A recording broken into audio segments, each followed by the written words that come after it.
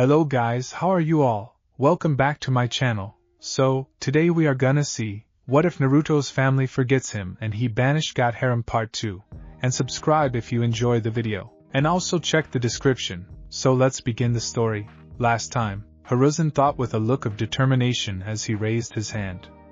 And that is the promise of a lifetime. Now, border between land of hot water and land of frost. Naruto groaned as he looked ahead towards the border of the land of frost. I have the worst freaking luck, Naruto mentally complained. He was wearing his snow camouflage jacket and pants, with a white face mask and a white beret over his head. He had managed to get through the land of hot water relatively easily, but now he only had one more land before he got into the land of lightning and into Kumo. Overall, nothing major had really happened since he left the land of waves. Since he already knew which path to avoid, he managed to circle around Konoha no Sato completely. Naruto was shaken from his thoughts as a rustling noise was heard to his left. He turned to see nothing but a white blur and the pitter-patter of feet crunching snow. Dinner time, he thought with a grin as he unsealed his bow along with a non-explosive arrow. He jumped into a tree and watched carefully for any sign of movement. Okay, white and small, so I'm guessing rabbit. Eyes are a dead giveaway, but this one is smarter. Naruto mused as he jumped from tree branch to tree branch searching for his dinner. His attention was caught by two large red eyes seemingly floating in the snow. Gotcha!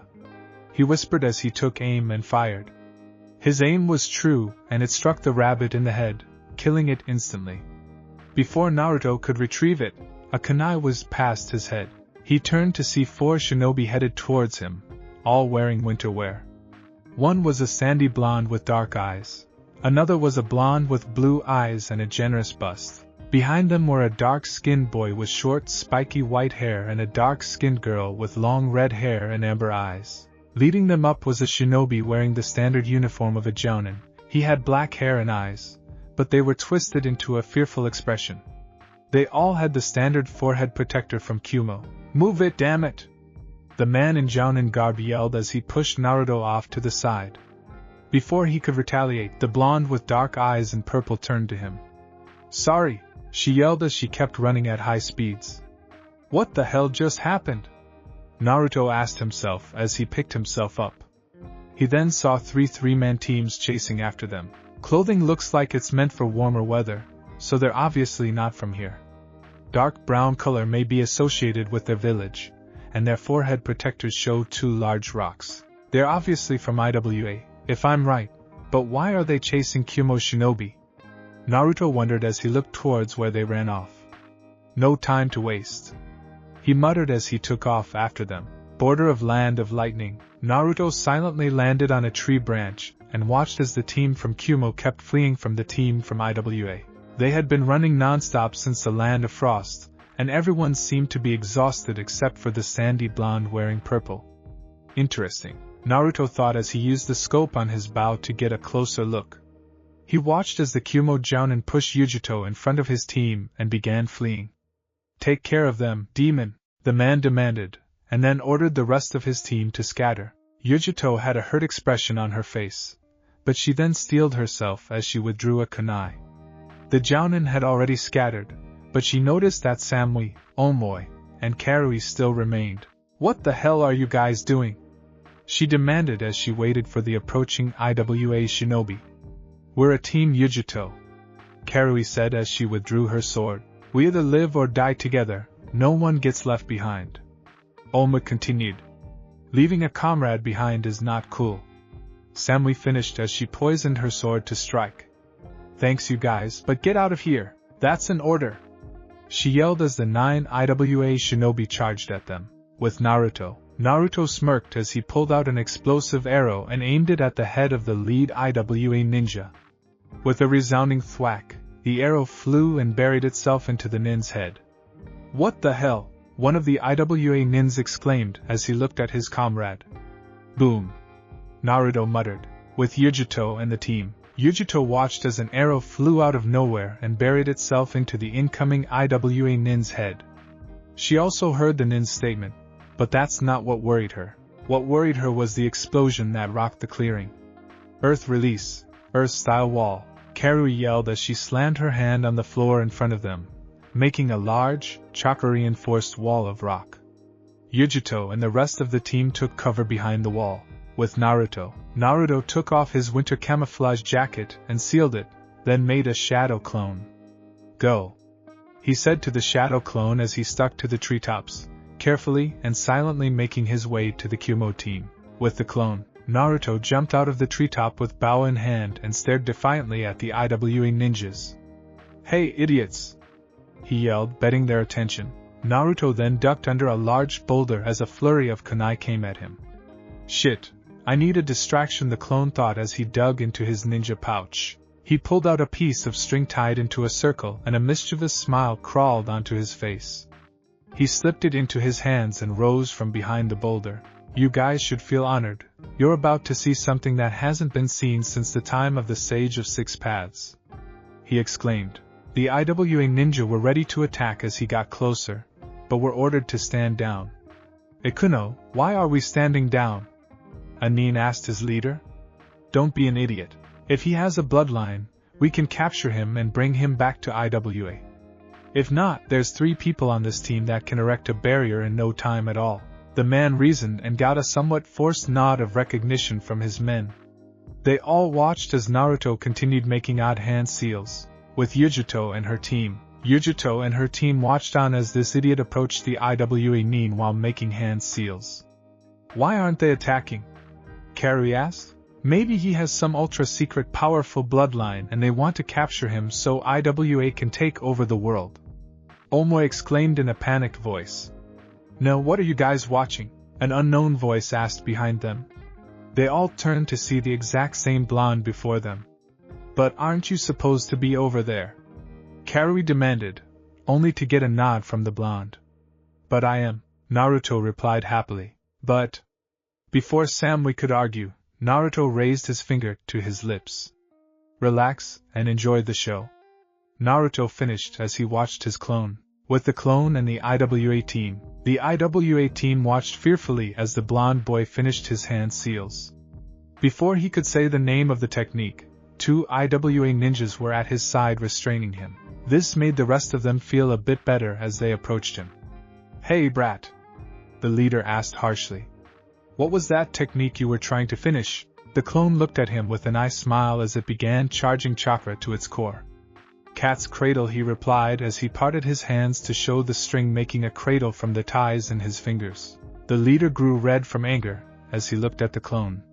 Kill him! He demanded from the guards restraining him. Unfortunately, only one word was heard as they tried to kill him. Boom! A large explosion rocked the heart of the IWA team, leaving only 2 of them able to stand and the rest of them in pain. With Yujito and her team, Yujito and Samui watched in awe as the clone made a complete fool of the IWA Jounins and disabled most of them with one move. They watched as the blonde moved in and killed the rest of them with well-placed arrows. Cool. Samui muttered under her breath with a small blush on her face, then shook it off as Yujito and the rest of her team approached the blonde. Naruto was sealing his bow into his arm as a voice yelled out to him. Hey!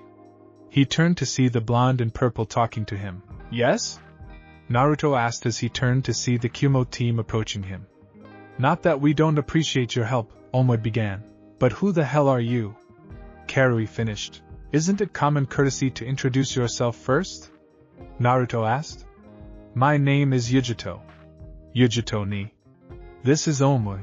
The blonde pointed to the dark-skinned boy with spiky white hair.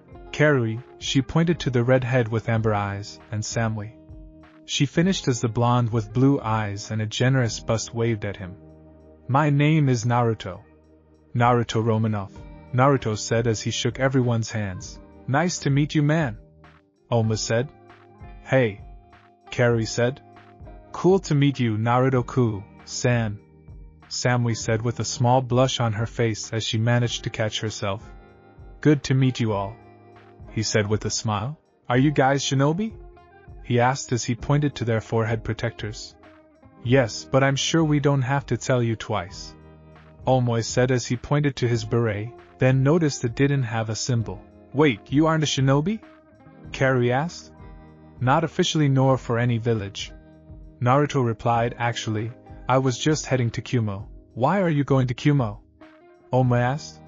Some friends left me property there, and I want to claim it. Naruto replied. Well, you're going to have to speak to the raikage first, but I'm sure he'll let you move into Kumo. Yujito said. Yeah, so long as you join the shinobi forces. We could use someone with your specific skill set. Oma finished. That's fine, I was thinking of becoming a shinobi anyway. Naruto said as he unsealed the scroll. Well, we better get going, Karui said excitedly at the prospect of being back home. Before we go, would you mind if I changed? I'm kinda dressed for freezing weather, not warm. Yujito nodded as Naruto left the tree line to change. As soon as Naruto was out of earshot, Yujito began. What do you guys think? Is he a threat or should we trust him until we get to Kumo? She asked. Well, he's strong so he's a possible threat, Oma said, but he helped us. At least let's take that as a sign of good faith. Karui interrupted. What do you think of Samui? Yujito asked as she turned to her fellow blonde. He's cool, and he did help us without us asking. I say we wait to get to know him better before we pass judgment. Besides, if he's a threat, we kill him. If he isn't, Kumo gets a powerful shinobi. Either way, there is no loss. Samui finished. Yujito and the others nodded at her logic and waited for Naruto to come back. With Naruto smiled as he listened to their conversation through the bug he dropped on the ground. They're cautious, but not extremely so. And they are willing to give me a chance, he thought as he finished putting on his standard uniform. He then walked out towards the team. Hey, you guys ready? He asked, not noticing the small blush from Samui and Yujito. Why, yeah, let's go, Yujito replied as she tried to force down her blush. As they began walking, Naruto turned and winked at Samui. Thanks for giving me a chance, he stated, making it seem like he was talking to everyone. Only Yujito noticed the wink Samui got and huffed at it. Wait, what am I thinking? She asked herself as she tried to focus on the walk to Kumo. One thing was for sure, things were going to be interesting in Kumo. Naruto groaned as he stood at the gates of the hidden village. Yujito and her team had checked in and requested an audience with the raikage. Soon, a team of Umbu from Kumo came down and tied his hands together behind his back. What the hell?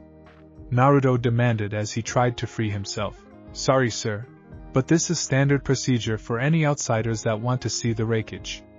Naruto groaned, but stopped struggling and followed Yujito and her team. Raikage Tower. You what?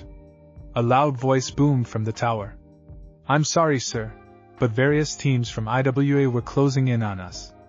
I decided to leave the demon, he started, only to be punched squarely in the face by the raikage. Don't you dare call her that, the raikage demanded. Where is she and the rest of your team? Demanded the pathetic excuse of a shinobi before him.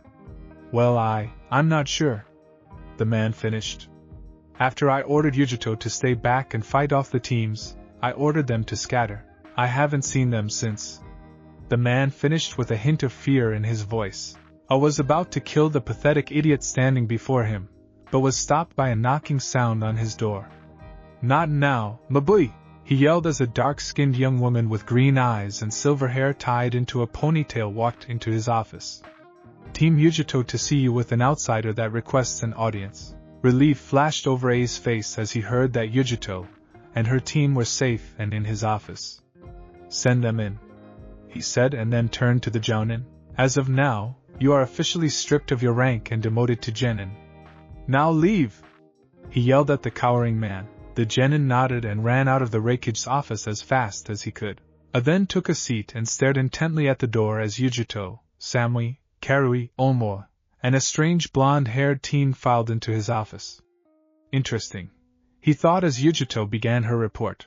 Naruto stepped into the office quietly behind Samui after the silver-haired secretary, Mabui, had told them to enter.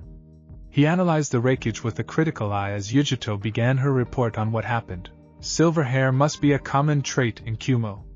Overdeveloped physique shows an obvious preference for hand-to-hand combat. He mused as he looked at the dark-skinned white-haired man with a mustache, beard, and an overly developed physique. Naruto was snapped from his thoughts as A addressed him. Hey you! What's your name? A asked. Isn't it common courtesy to give your own name before asking someone else's? Naruto asked in a bored tone, making a tick mark develop one's head. My name is A, the raikage of Kumo. Now who are you, brat? He asked. My name is Naruto Romanov. Naruto stated. So you're the one who managed to take down the teams of IWA Jounins and save Yujito and her team? A asked dubiously. Yes, I did, and I hear you want to be a Kumo civilian? A asked. Yes, if it will let me claim property here. Naruto said. Yes, I heard about that. What property are you trying to claim?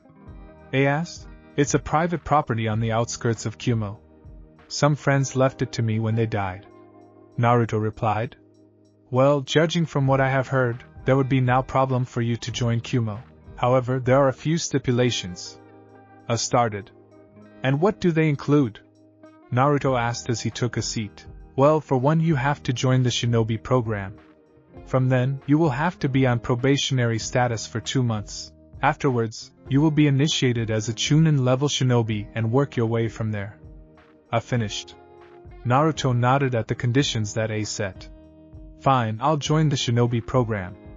Under one condition. I'm put on Yujito-chan's team. Naruto stated. Yujito-chan? I mentally asked and smirked. Fine, welcome to the ranks of Kumo. A said as he tossed a forehead protector to Naruto. Anbu will escort you to your property and make sure you behave. During your probationary period of 2 months, you will only be allowed to take D-rank missions. Anything needed as far as food and clothing will be provided to you until your first month of probation is complete. Finished. Naruto nodded and took the forehead protector. Dismissed. Yujito will. I began only to be cut off by Samly. If it's cool with you, I'd like to show him around. She said in a quiet tone. We'll both show him around. Yujito said with a forced smile on her face. Hell, how about Team Yujito showing him around? Karui and Omoi started in unison as they grabbed the blonde and dragged him out of the door and into the village. Things are going to get interesting with that kid here. Amused as he stared outside the window. He turned back to his desk only to be greeted by the sight of a huge stack of paperwork. Damn it, it just keeps multiplying. A growl. Time skip. After the tour of Kumo, Naruto smiled as Karui and Omoi said their goodbyes to him. Overall, today was a blast. After showing him to the ninja stores, restaurants, clinics, and supermarkets, Team Yujito had decided to treat him to lunch as a way of thanking him for saving their asses. After lunch, everyone noticed that it had gotten pretty dark. Omoi and Karui excused themselves, stating that their parents would kill them if they got home late. Which left him, Samly, and Yujito alone. So Naruto-san, where do you plan on living? Samly asked. I'm going to head to this location and see if this property is still livable. We'll come with you, Yujito happily said as she sent a small death glare to Samly. Thanks, but I'm sure that I'll be able to find it by myself. But I'll see you guys around, Naruto said as he took off. Now, which way is the bunker? Naruto asked as he looked at the locations on the map. Outskirts of Kumo, base of MT Yamanashi. Naruto looked at the mountain in front of him. Is this where the bunker is supposed to be? Naruto asked as he took out the key to the bunker and the instructions to get there. The bunker is located at these coordinates. The entrance is hidden under a large metal grate. After you raise it, there will be a small set of stairs that will lead to a flight of stairs. This flight leads to a large, metal door with a control panel.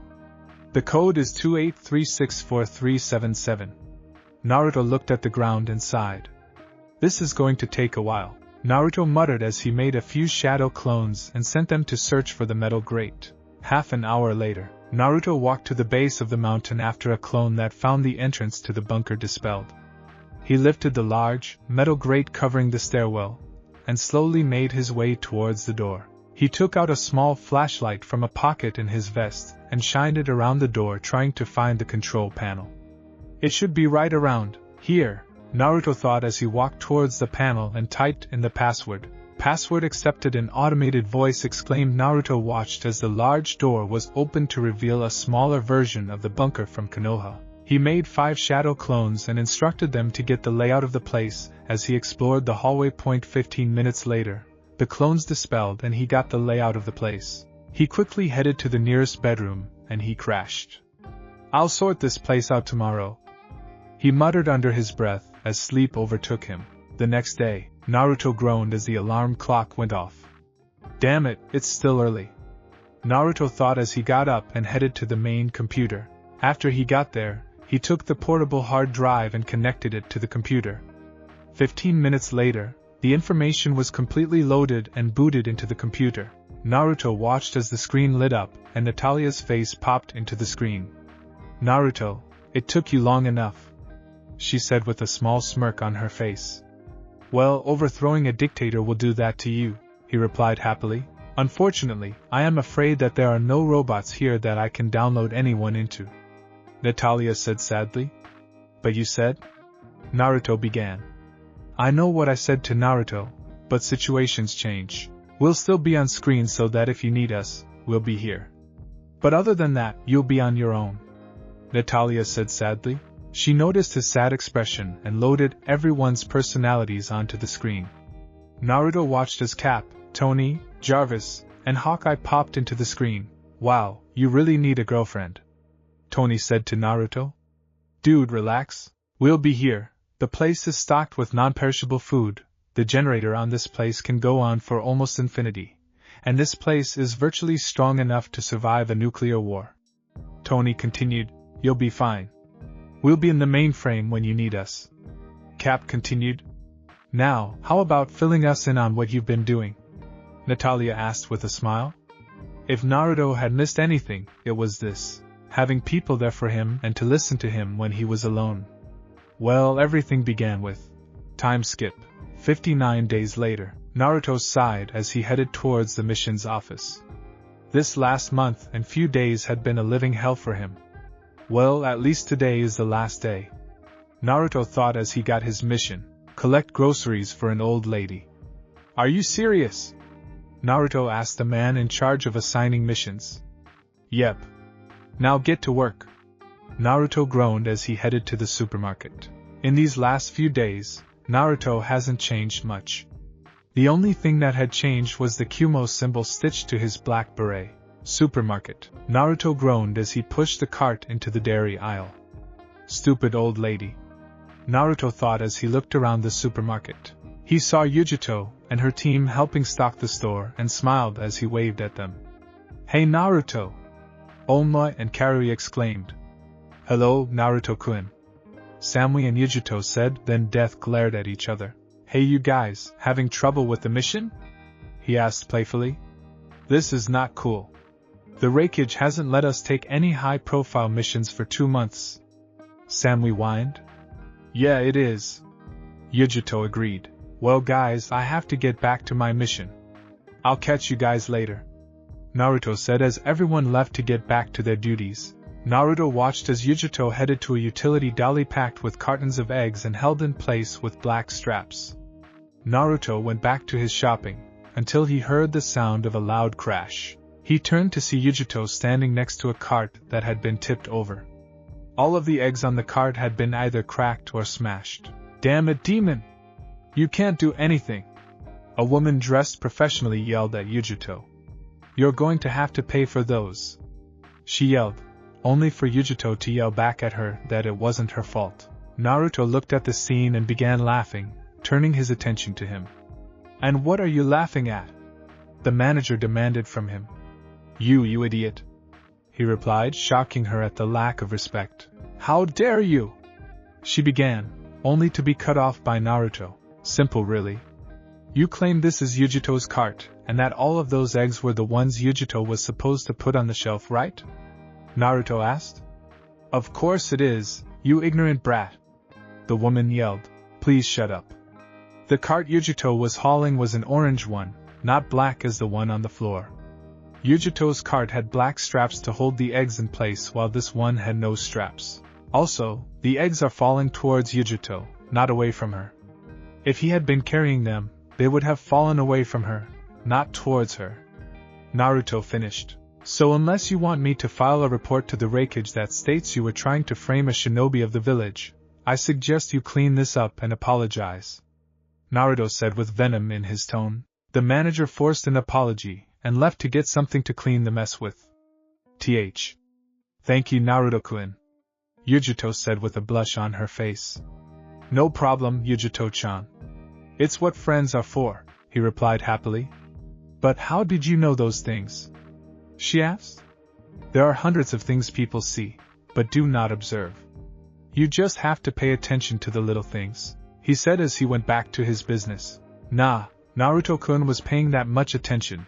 To me? Yujito mentally stuttered. Since she was the Jinchuriki of the Nibi, no one ever paid attention to her. The fact that Naruto did sent her through a bit of a loop. She tried to clear the blush from her face as she got back to work. He got all of that from just a look. Definitely the new sexy, Samui thought as she watched the blonde enigma walk away. The next day, Naruto groaned as his alarm clock went off. Why, you cruel, cruel bastard! Why did you rise? Naruto mentally complained about the sun. Wait, today's the day, Naruto muttered as he got up, got something to eat, and got dressed. No more D-rank missions for me, Naruto happily muttered. He quickly cleaned up and left his bunker at the base of the mountain. Well, better check in with the raikage, Naruto said as he headed into the village. Raikage Tower. Naruto smiled as he walked into the office. Mabui-san, may I speak with the old man? Naruto asked the secretary. Yes, Naruto-san. He was actually about to request you, Mabui responded as she motioned towards the door. As soon as Naruto walked in, the entrance was blocked off by two ANBU and the room was sealed with a soundproofing seal. Naruto quickly unsealed his sword and put it in a reverse grip. Naruto-san, I wonder if you can explain something to me. Naruto turned to see us sitting behind his desk. And what may that be, Raikage-sama?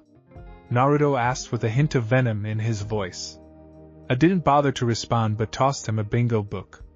Naruto caught it and read the page it was open to. Naruto Romanov, B-rank missing Nin. Wanted for questioning in Konoha due to events that led to the disappearance of the Yandame's firstborn son. Bounty of 250,000 yen. Warning, responsible for overthrowing Gato of Gato's shipping. Skill level unknown, approach with extreme caution. Naruto finished under his breath. Well? I asked in a don't you dare lie to me tone of voice. Well, what? Naruto shot back, annoyed. Are you responsible for the disappearance of Yandame's firstborn son? I asked, annoyed. No, Yandame is responsible for the disappearance of his firstborn son, Naruto replied. What do you mean? I asked. Naruto groaned, but sat and told him about the hierarchies in Konoha and how clan heirs are selected and succeeded. The son of a bitch disowned his kid who was unable to use chakra at the time in favor of his youngest son, the Jinchuriki of the Kyuubi. Naruto finished. So what happened to Yandame's first son? I asked, intrigued by this tale. He found people willing to give him a chance and to teach him, but soon, those people passed away and left him alone, so he decided to leave the village. Naruto said in a sad tone. And how do you know this? Do you know where the son is? I asked in a serious tone. Yeah, I know where the kid is, but there's no way in hell that I know he will go back to Konoha. Naruto replied defiantly. Well, where is he? Damn it, can't you see that Konoha can declare war on Kumo for this? I asked Naruto in an enraged tone. You're looking at him. Naruto yelled at A and took off his face mask, for once silencing the large raikage. I'm not going back to that twice-damned village. They forsook me in the place of my younger brother because he had more potential. All I was to them was a broken toy. But now that I fixed myself and did something noticeable, they're hunting me down like I was a nugget of gold. 8 years since they disowned me. And now they want me back since I took down Gato's shipping. That's bullshit, Naruto said in an agitated tone. Naruto then took off the insignia on his beret and laid it before the raikage. By your leave, he said, then walked away. Naruto. No response. Naruto. Still nothing. Naruto turned to the raikage to see him holding the insignia. You are a shinobi of Kumo, and as such I expect you to come back and take back your insignia. He stated, I will not send you back to the village if you do not wish to go. After all, you were disowned, right? The raikage asked. Yes. Naruto replied in a monotone voice. Then they have no claim over you. I finished. I just needed to make sure that you weren't wanted for anything dangerous, such as assassination or major arson or murder. Now go, fix your beret, and come back in 25 minutes. You and Team Yujito have a very important A-rank mission soon and I need you guys to be sure you can complete it.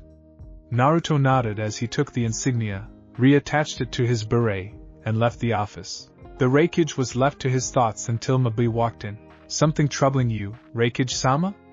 She asked. Oh, it's just this Naruto case. I mean, I heard from Yujito and her team how he managed to fight off 9 IWA Jounins, but I personally couldn't believe it. Now I hear he took down Gato's shipping by himself? I wonder how strong he really is and how much he's hiding from us. I replied. And then there's the Konoha thing. Are they really so pitiful to throw away someone, then want them back the minute they do something that causes a major impact? I finished. Well, you know the first rule of being a shinobi, Raikage-sama. Deception is the best weapon. Mabui remarked as she left the room. 25 minutes later, Naruto knocked on the wooden door of the raikage office and waited. Come in. A's voice shouted and he quickly made his way inside. Yujito, Samui, Karui, and Omo were already there waiting for him. Good, now that everyone is present, we may begin. I said as Mabui passed each of them a large file. Naruto opened it, and saw a picture of a mansion seemingly built at the top of a waterfall, literally a few dozen feet separating it from the tip of the waterfall and certain death. Managashi Mansion? Samui asked as she saw the picture. Correct. The Daimyo of the Land of Lightning is hosting a meeting of sorts there. I said then after everyone was paying attention, continued. Recently, a few villages have been having some skirmishes amongst themselves.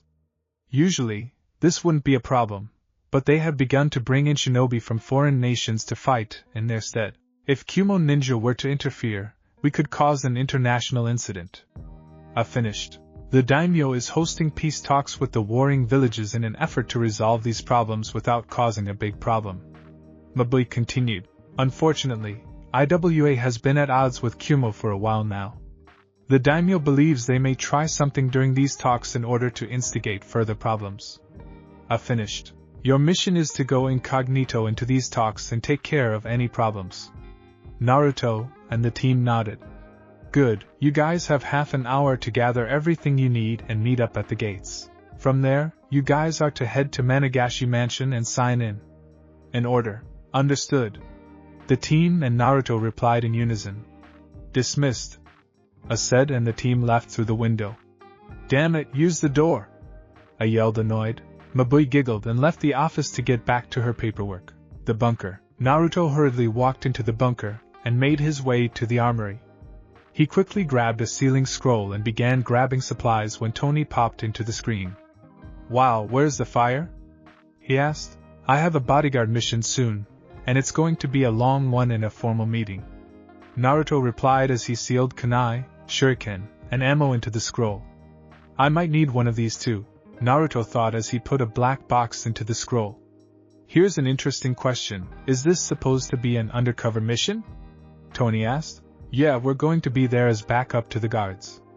Why? Naruto asked. What are you going to wear? If these are peace talks, everyone is going to be dressed for the occasion. You can't go in looking like a shinobi if you're supposed to be undercover. Tony reasoned. Shit, I forgot about that. And I have nothing to wear. Naruto groaned. Don't worry, if I'm right, Natalia let us put some clothing here in her bunker in case things ever went bad or we needed it. Go to the back room with the lockers and open mine, Tony said. Naruto nodded and headed there. As soon as he saw the locker labeled S. Tony, he opened it. Oh, that's sharp, Naruto said as he inspected the contents. He quickly sealed them into his scroll and made sure his sword and collapsible bow were sealed into his shoulder. I think that's it, Naruto said as he took the scroll and quickly left the bunker, making sure to lock up after himself. Village gates. Yujito groaned as she and her team waited for Naruto in the sweltering summer heat. Damn it, where is he? She demanded. He who? A voice from behind her said. She jumped and turned to see Naruto standing behind her. You idiot! She said. How did you even get out of the village without us noticing? She asked. I live on the outskirts. So is everyone ready? Naruto asked. Yeah, we were waiting for you. Carrie replied in an annoyed tone. Good, let's move out then. With that, the team scattered. Time skip, Managashi Mansion. Naruto groaned as he and his team arrived at the mansion. In all fairness, it hadn't been that far away. It was the fact that being this close to a waterfall gave him a bad feeling. He shook off his thoughts as he arrived at the check-in desk. Hello, how may I help you? Asked the skinny man behind the counter. The Daimyo is expecting us, Naruto said. The man nodded and walked to the back. A few minutes later, he came back with a smile on his face. The Daimyo will see you now, the man said and escorted the team to the back office to see the Daimyo. Daimyo office. Daimyo-sama, the team from Kumo here to see you. The man spoke into a room. Good, send them in, a voice replied. Naruto and his team stepped into a richly decorated room with a large oak. Hello, welcome to Managashi Mansion. I am the Daimyo of the Land of Lightning. My name is Hideko. A man of approximately 45 years of age said as he came out from behind the desk. He was dressed in the traditional daimyo robes. As he stepped out into the field of vision, everyone bowed except Naruto. Before anyone could tell Naruto to bow, the daimyo stood before him. Why do you not bow before me? He asked. I bow for no man. I only hold allegiance to myself, Naruto replied, making the old man smile. I like you, kid, the man said, then turned on to business. Please rise, he said to the rest of the ninja. Have you been debriefed on the situation? The daimyo asked, getting nods in response from the ninja in his presence. Good, there will be a party before the peace talks. You will be there and in the talks to make sure nothing happens. Attire will be provided if you don't already have something appropriate, and dress classy. This is an important occasion. Hideko finished. The same lanky man then walked back into the office. Himeji will show you to your rooms to prepare. The party begins at 7 o'clock sharp, Hideko stated. They were all then escorted to separate rooms to get ready. Naruto walked into his room and saw a man's kimono laid out on the table. Yeah, right, he thought as he stripped down and went into the shower. The party was in a few hours. Naruto smirked as he put his weapon holster over his undershirt and topped off his appearance with the jacket of the suit. I look good, he thought to himself with a grin as he looked at himself in the mirror. He was wearing Italian leather black shoes, black dress pants, a white button-up shirt, the gun holster over it, the jacket, and a black tie. I got to give it to Tony, he definitely knew about style and comfort, Naruto muttered as he stretched in the suit. Despite its tight-looking fit, it was actually quite roomy, probably for him to wear his Iron Man suit, Naruto theorized as he stepped out of the door. I wonder what everyone else is wearing, Naruto mused as he made his way to the ballroom for the party. We've been expecting you. Your friends are already inside, Himeji said to Naruto as he stood at the entrance. Show time, Naruto muttered as he opened the doors. Ballroom, where is that idiot? Carrie demanded in an angry voice. She was dressed in an elegant red kimono. I have no idea, Yujito muttered. She was in a violet strapless dress that showed off her figure nicely, and showed a bit of leg without making it seem trashy. He should be here soon, Samly said. She was dressed in a simple baby blue yukata that complemented her eye color, and was tied in the back by an obi. Speak of the devil, Omo muttered as he pointed to the entrance. He was wearing a silver kimono with a dragon insignia. The whole team looked up to see Naruto standing there in an odd choice of fashion for a man, but it seemed to suit him. Samly whistled quietly and Yujito started on as he arrived. Well, what do you guys think? Naruto asked as he approached the team. Not bad, Blondie, Carrie started. Where did you get that? There's a draft in this kimono, Oma complained. Looking good, Naruto-kun, Samly said as she gave him a small kiss on the cheek. Yujuto, however, was in her own little world, muttering tight and sexy under her breath. I think we've lost her, Karui said with a cheeky grin as she waved her hand in Yujuto's face. Hello? She asked. No, not yet, Yujuto muttered before she snapped out of it. Oh, Naruto-kun, you're looking, Yujuto stuttered. Fine? Karui suggested. Sexy? Samui threw in with a slight lick of her upper lip. You clean up well, Yujuto finally got out, and then glared at her two friends for their suggestions. Thanks, you look pretty good yourself, Naruto replied with a wink, making Yujuto blush even harder and Samui fumes. On to business, Naruto stated. Are any of you guys armed? Naruto asked. I have my blade and a few kunai sealed with me, Karui said as she revealed a small sealing tattoo on her palm. I've got my blade, ninja wire, and a few explosion tags, Oma said as he showed his sealing tattoo. All I have is my blade, Samui muttered. I just have a few kunai and shuriken, Yujuto said. Alright, well everybody has something. Oma, do not use those explosive tags unless necessary, okay? Naruto said as he unsealed his other handgun and gave it to Samui. What am I supposed to do with this? She asked as she held it. Just point and pull the trigger. This is safety. Make sure it is off whenever you fire a bullet, and be ready for the recoil, Naruto stated as he showed her the mechanics of the weapon. And you, Yugi-chan? He said, making said girl blush as he walked to a secluded area and unsealed his collapsible bow. You are in charge of this. It's easy to assemble, he stated as he flicked the arm holding it, and it assembled into the full bow. Just channel a bit of chakra into the tip of your fingers and rest it here, Naruto said as he placed his finger and pulled back as if he was pulling an arrow. Suddenly, an arrow unsealed itself and landed safely seated in the bow. Aim and fire, Naruto finished with a smile. Yujuto nodded, took the bow, and sealed it into her palm. She and Naruto rejoined the rest of the team only to see them wearing huge grins. What's so funny? Naruto asked. Oh, nothing, just wondering if Yujuto rocked your world, Karui said in a playful tone. Yujuto blushed and looked down, only to feel Naruto wrap his arms around her as he stood behind her. As a matter of fact, she did. Now, would my lady care to dance?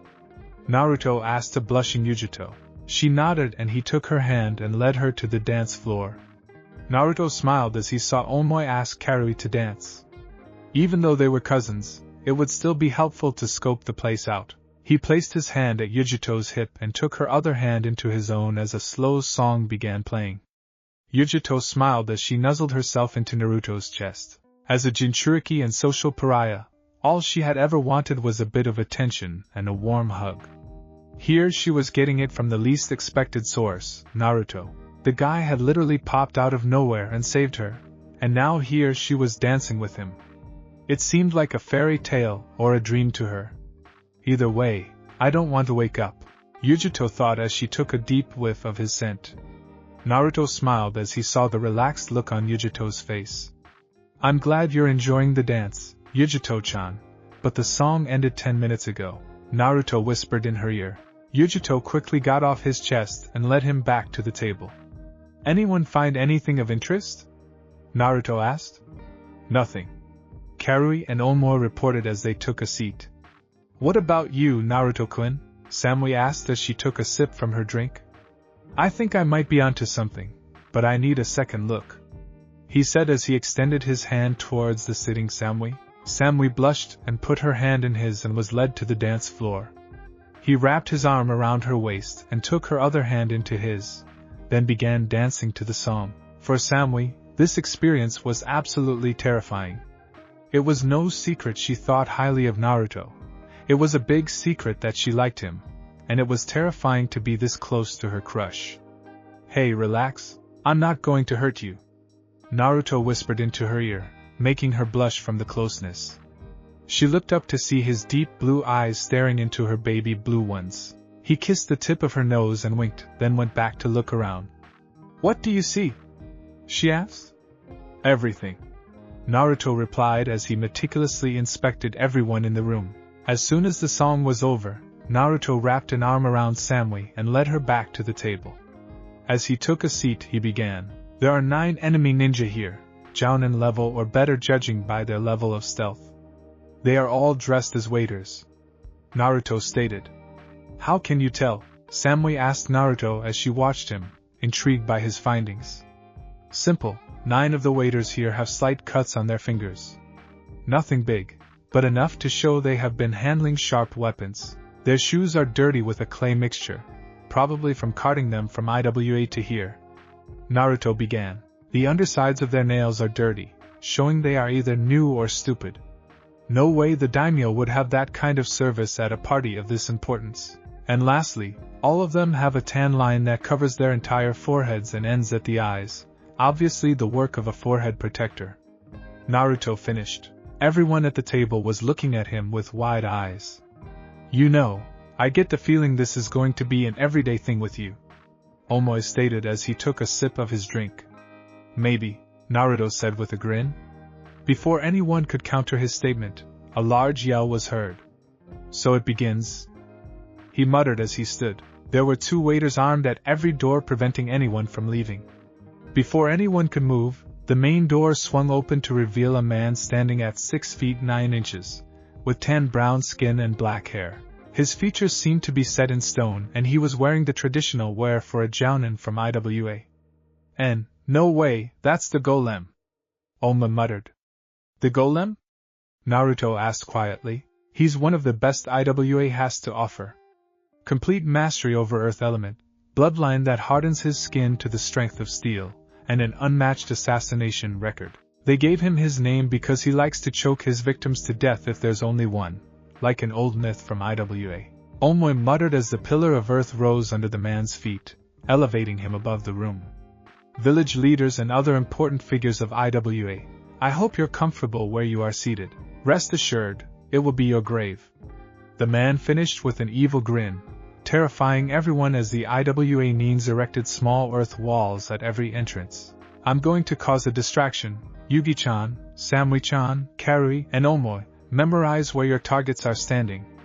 As soon as I give the signal, fire a volley of weapons at them. Naruto whispered.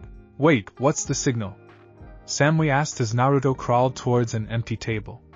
You'll know. Naruto muttered. Now that the entrances are sealed off, we can. The Golem began, only to be cut off by the sound of loud laughing. He turned to see Naruto sitting at a table alone with a bottle of gin, and apparently drunk off his ass. An Iwa Nin was about to move in to kill him, but was stopped by the Golem. Wait, bring him here.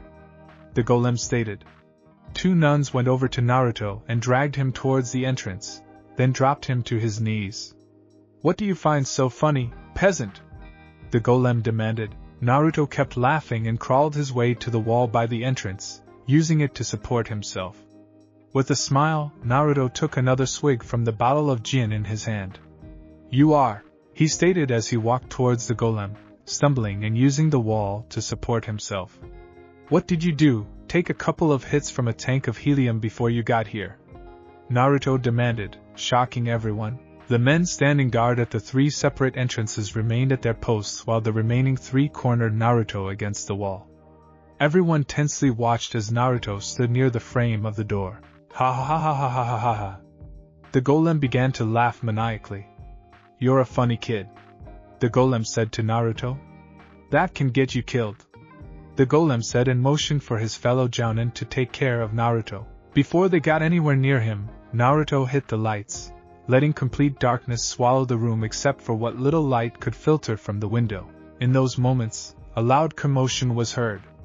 The sound of gunshots ripped through the room, followed by the sound of metal and the sound of an occasional arrow being launched. Naruto quickly unsealed his sword and slashed at one of the jounin's legs, making him fall to the floor in pain. He then kicked out the other nin's feet out from under him and stabbed downward, piercing the man's chest and killing him instantly. For the last one, Naruto delivered a heel kick to his chest, making his slam against the wall and stabbed his sword into the nin's head, killing him instantly. By the time Naruto was done with his 3 charges, the Golem managed to make it to the light switch. As light flooded the room, a gruesome sight met the guests. The 2 IWA ninjas stationed at every entrance were slaughtered. 2 of them were riddled with kunai and shuriken, another 2 were filled with holes and had slash marks at their throats, and the last 2 had arrows piercing their torsos. What? What the hell happened? The golem demanded as he looked at his dead comrades. He turned to where Naruto was to see the blonde with a blade in his hand and his comrades on the floor. You! He yelled. Oh, not just me. Naruto said as Samui stepped out from behind an overturned table with the gun trained on Golem. There's 2. He demanded. And me. A voice from above said. Golem looked up to see Yujito balanced on the chandelier aiming the bow directly at him. And us. Olmo said as he and Karui stepped out, Olmo holding a shuriken in his hand and Karui holding 2 kunai in reverse grip ready to attack. Ha ha ha ha ha. You think you can take me down? Golem demanded as he ripped off his shirt and activated his bloodline. His skin turned a gray color and hardened as he stared at the team defiantly. The only way you guys will leave here is in body bags. The golem exclaimed as he charged at them. Naruto watched as the giant man charged towards them. Not good. Naruto thought as he unsealed a few shuriken and let them fly, signaling the beginning of the attack. Yujito let loose 2 arrows at the golem's chest, only for them to break without penetrating skin. Olmo provided cover for Karui as she charged at the golem. She jumped and performed a spinning kick to his temple, then followed it with a backward stab to the golem's temple. Unfortunately, as soon as the kunai made contact with the golem's head, it shattered. The golem backhanded her hard, sending her flying into the wall. Yujito growled and charged in, hands ablaze with a blue flame.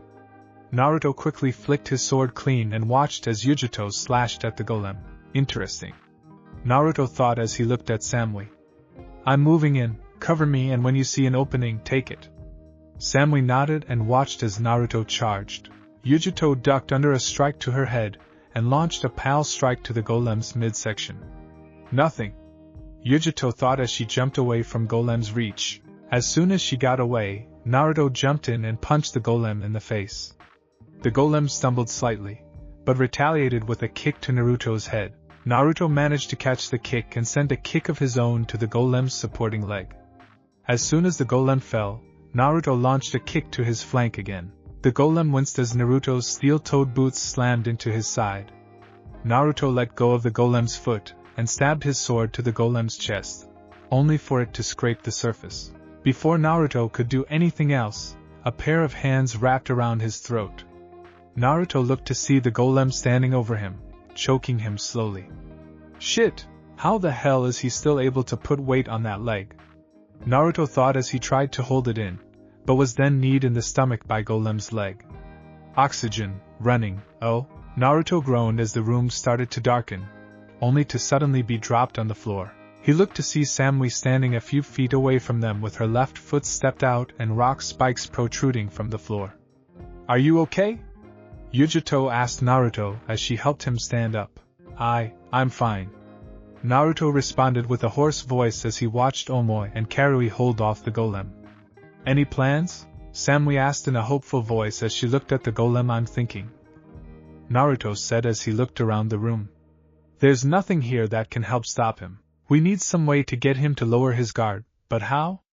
Naruto wondered as he looked at the Golem. Enjoy choking victims if it's one-on-one. A voice rang in his head. That's it, Naruto said as he looked at Samui and Yujito. Next time he gets a hit in, don't get up. I have a plan. The 2 kunoichis hesitantly nodded and charged towards the Golem while Naruto went to check on Karui and Omo. He kneeled to his downed teammates and checked to see if there was a pulse. Good, they're still alive. Naruto thought as he shook them awake. WH. What happened? Karui asked as she tried to get up, only to be pushed down. Stay down, you and Omoi, Naruto said as he got up and charged towards Golem, who was now being overpowered by the 2 kunoichis. Golem grabbed Samui's sword as she slashed at his midsection and broke it in 2. Before she could react, he grabbed her by her waist and threw her towards the wall. Naruto quickly ran towards the impact point and caught Samui, then set her down. He quickly checked for a pulse and after making sure she was alright, he looked back over to the fight. Yujito was doing well in holding off the golem, but it looked like she was slowing down. As soon as her defense began falling, Golem seized the opportunity to slam his heavy hand against her head, knocking her out cold. The golem walked toward her downed body with an evil grin, only to be tackled away. The golem tried to retaliate, only to feel the repetitive pounding of fists on his face. He opened his eyes to see Naruto standing over him, delivering repeated blows to his head. The golem growled and wrapped his hands around Naruto's throat, squeezing tightly. "You thought you and your pathetic team could take me out? You're nothing compared to me," he yelled maniacally as he continued crushing Naruto's windpipe.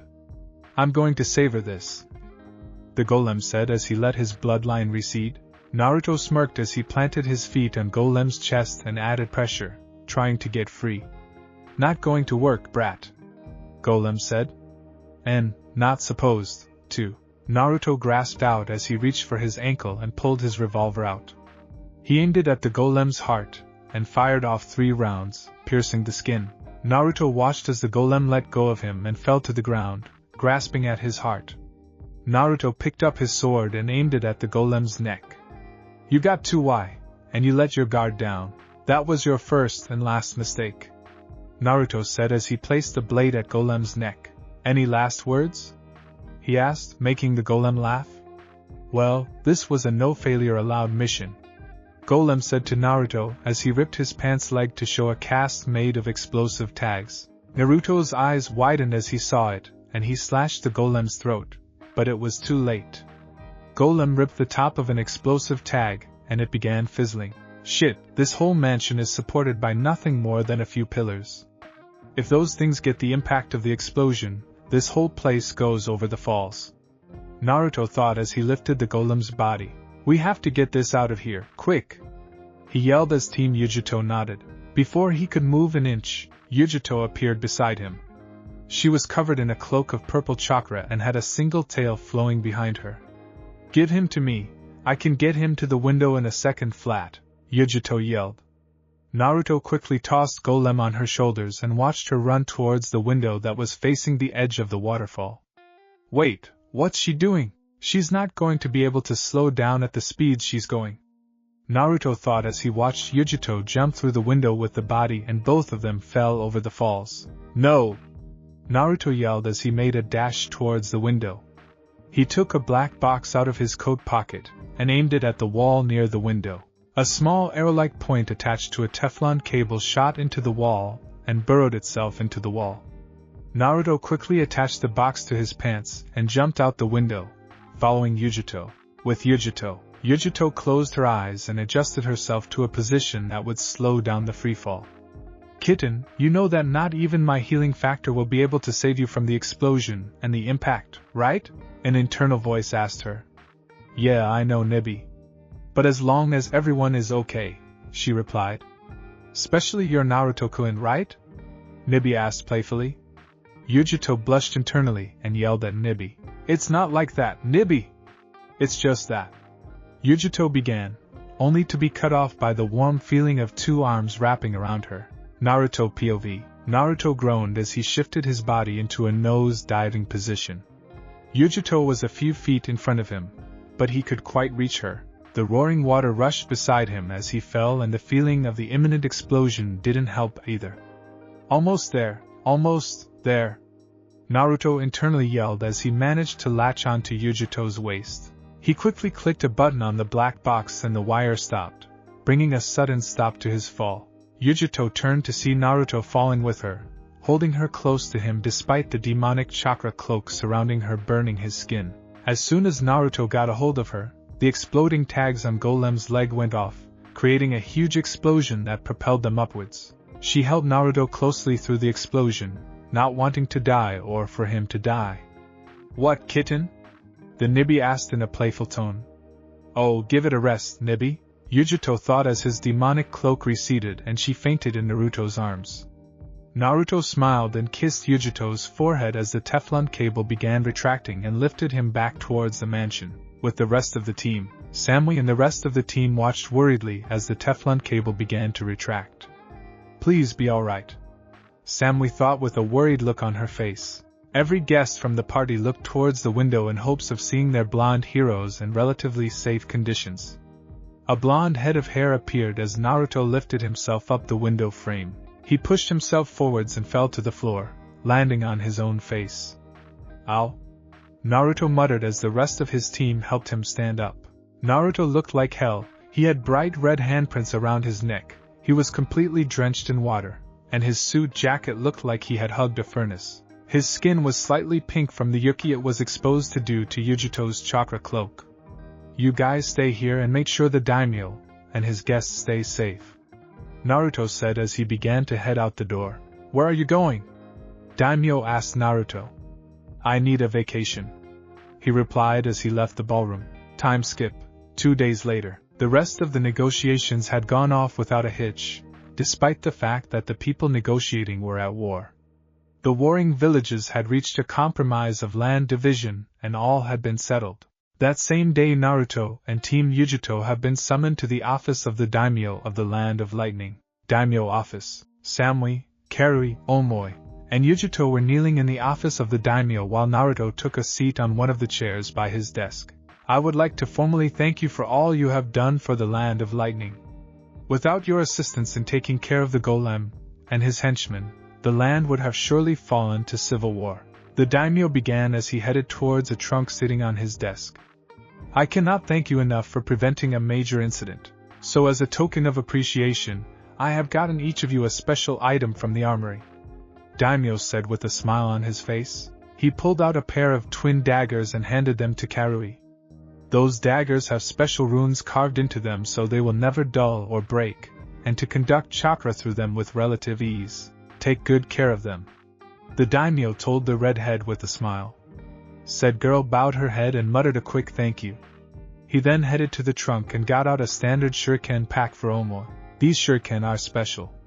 Not only do they have special runes so they never dull or break, but they also have mini storage runes that can be charged with elemental chakra, the daimyo said, making Omoi's eyes widen. The case also has a seal that when a bit of chakra is pumped into it, it summons the kunai back into it.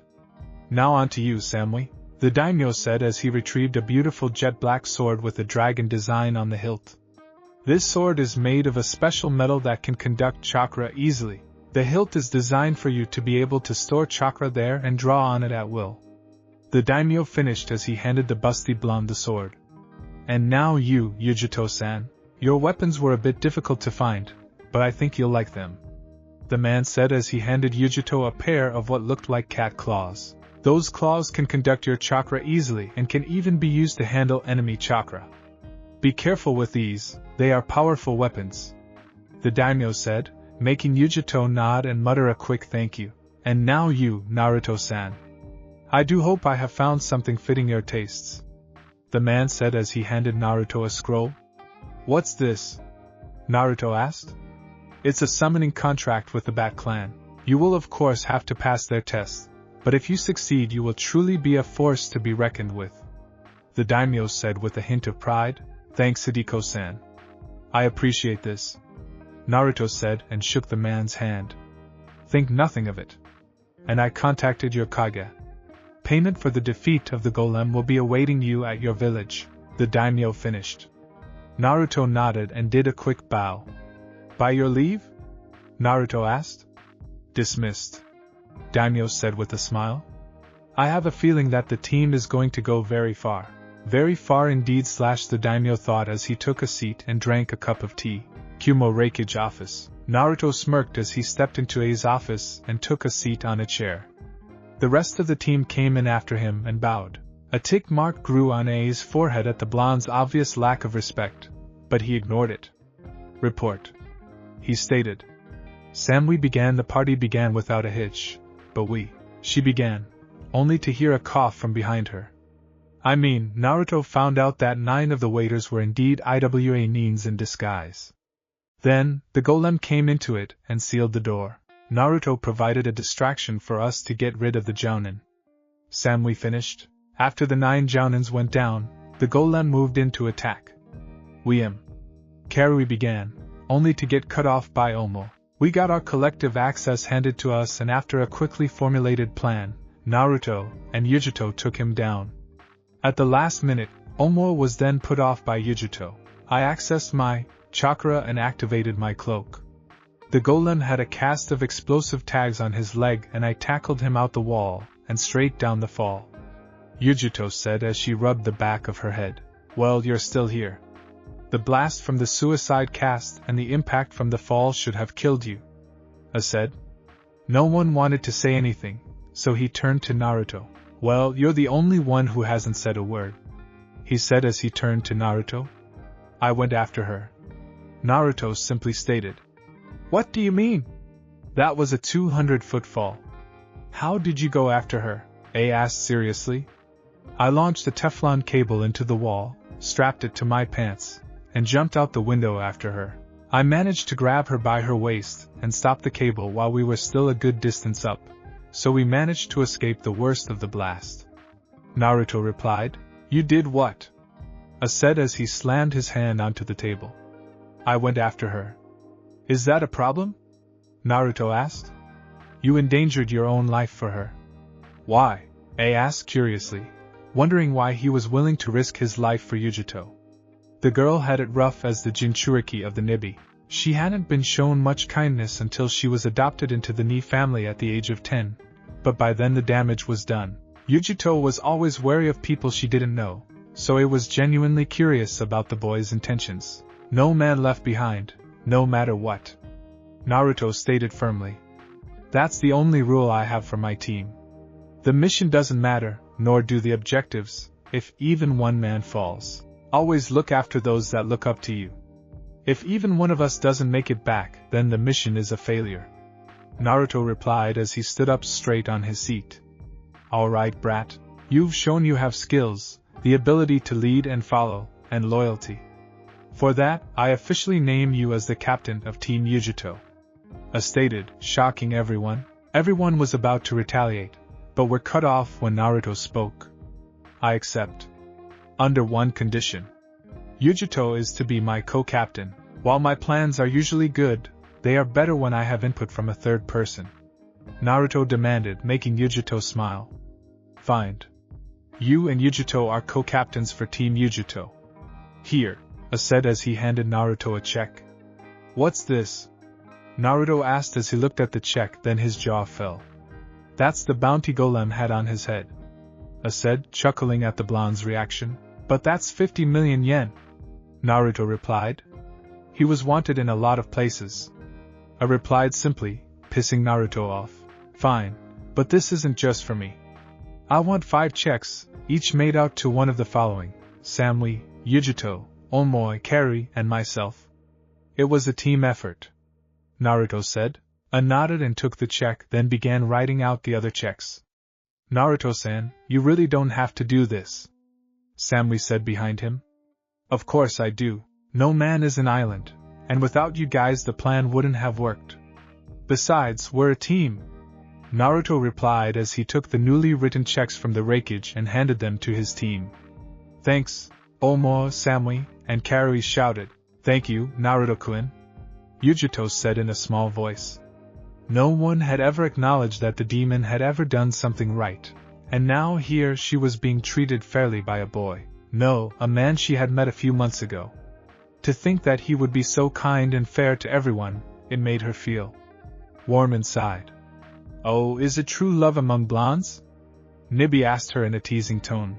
Yujito blushed fiercely and looked down. Would you for once in your life shut up? She demanded to the demon cat. Well, am I wrong? He makes you feel safe, he worries for you, he helps you, he's not greedy like the rest of the humans, and he acknowledges you as a person, not an object. Nibi shot back, but, before Yujito could reply, she was once again cut off by the Nibi. Think about that warmth you felt when he wrapped his arms around you at the party. Think about the relief you felt when you were caught in the middle of the fall. The warmth, explosive feeling you felt when you looked up to see him holding you, knowing he risked his life for yours and he held on, despite the fact that my demonic chakra was burning his skin. Nibi finished, leaving Yujito fishing for words. But, deny it all you want, kitten, but you love him.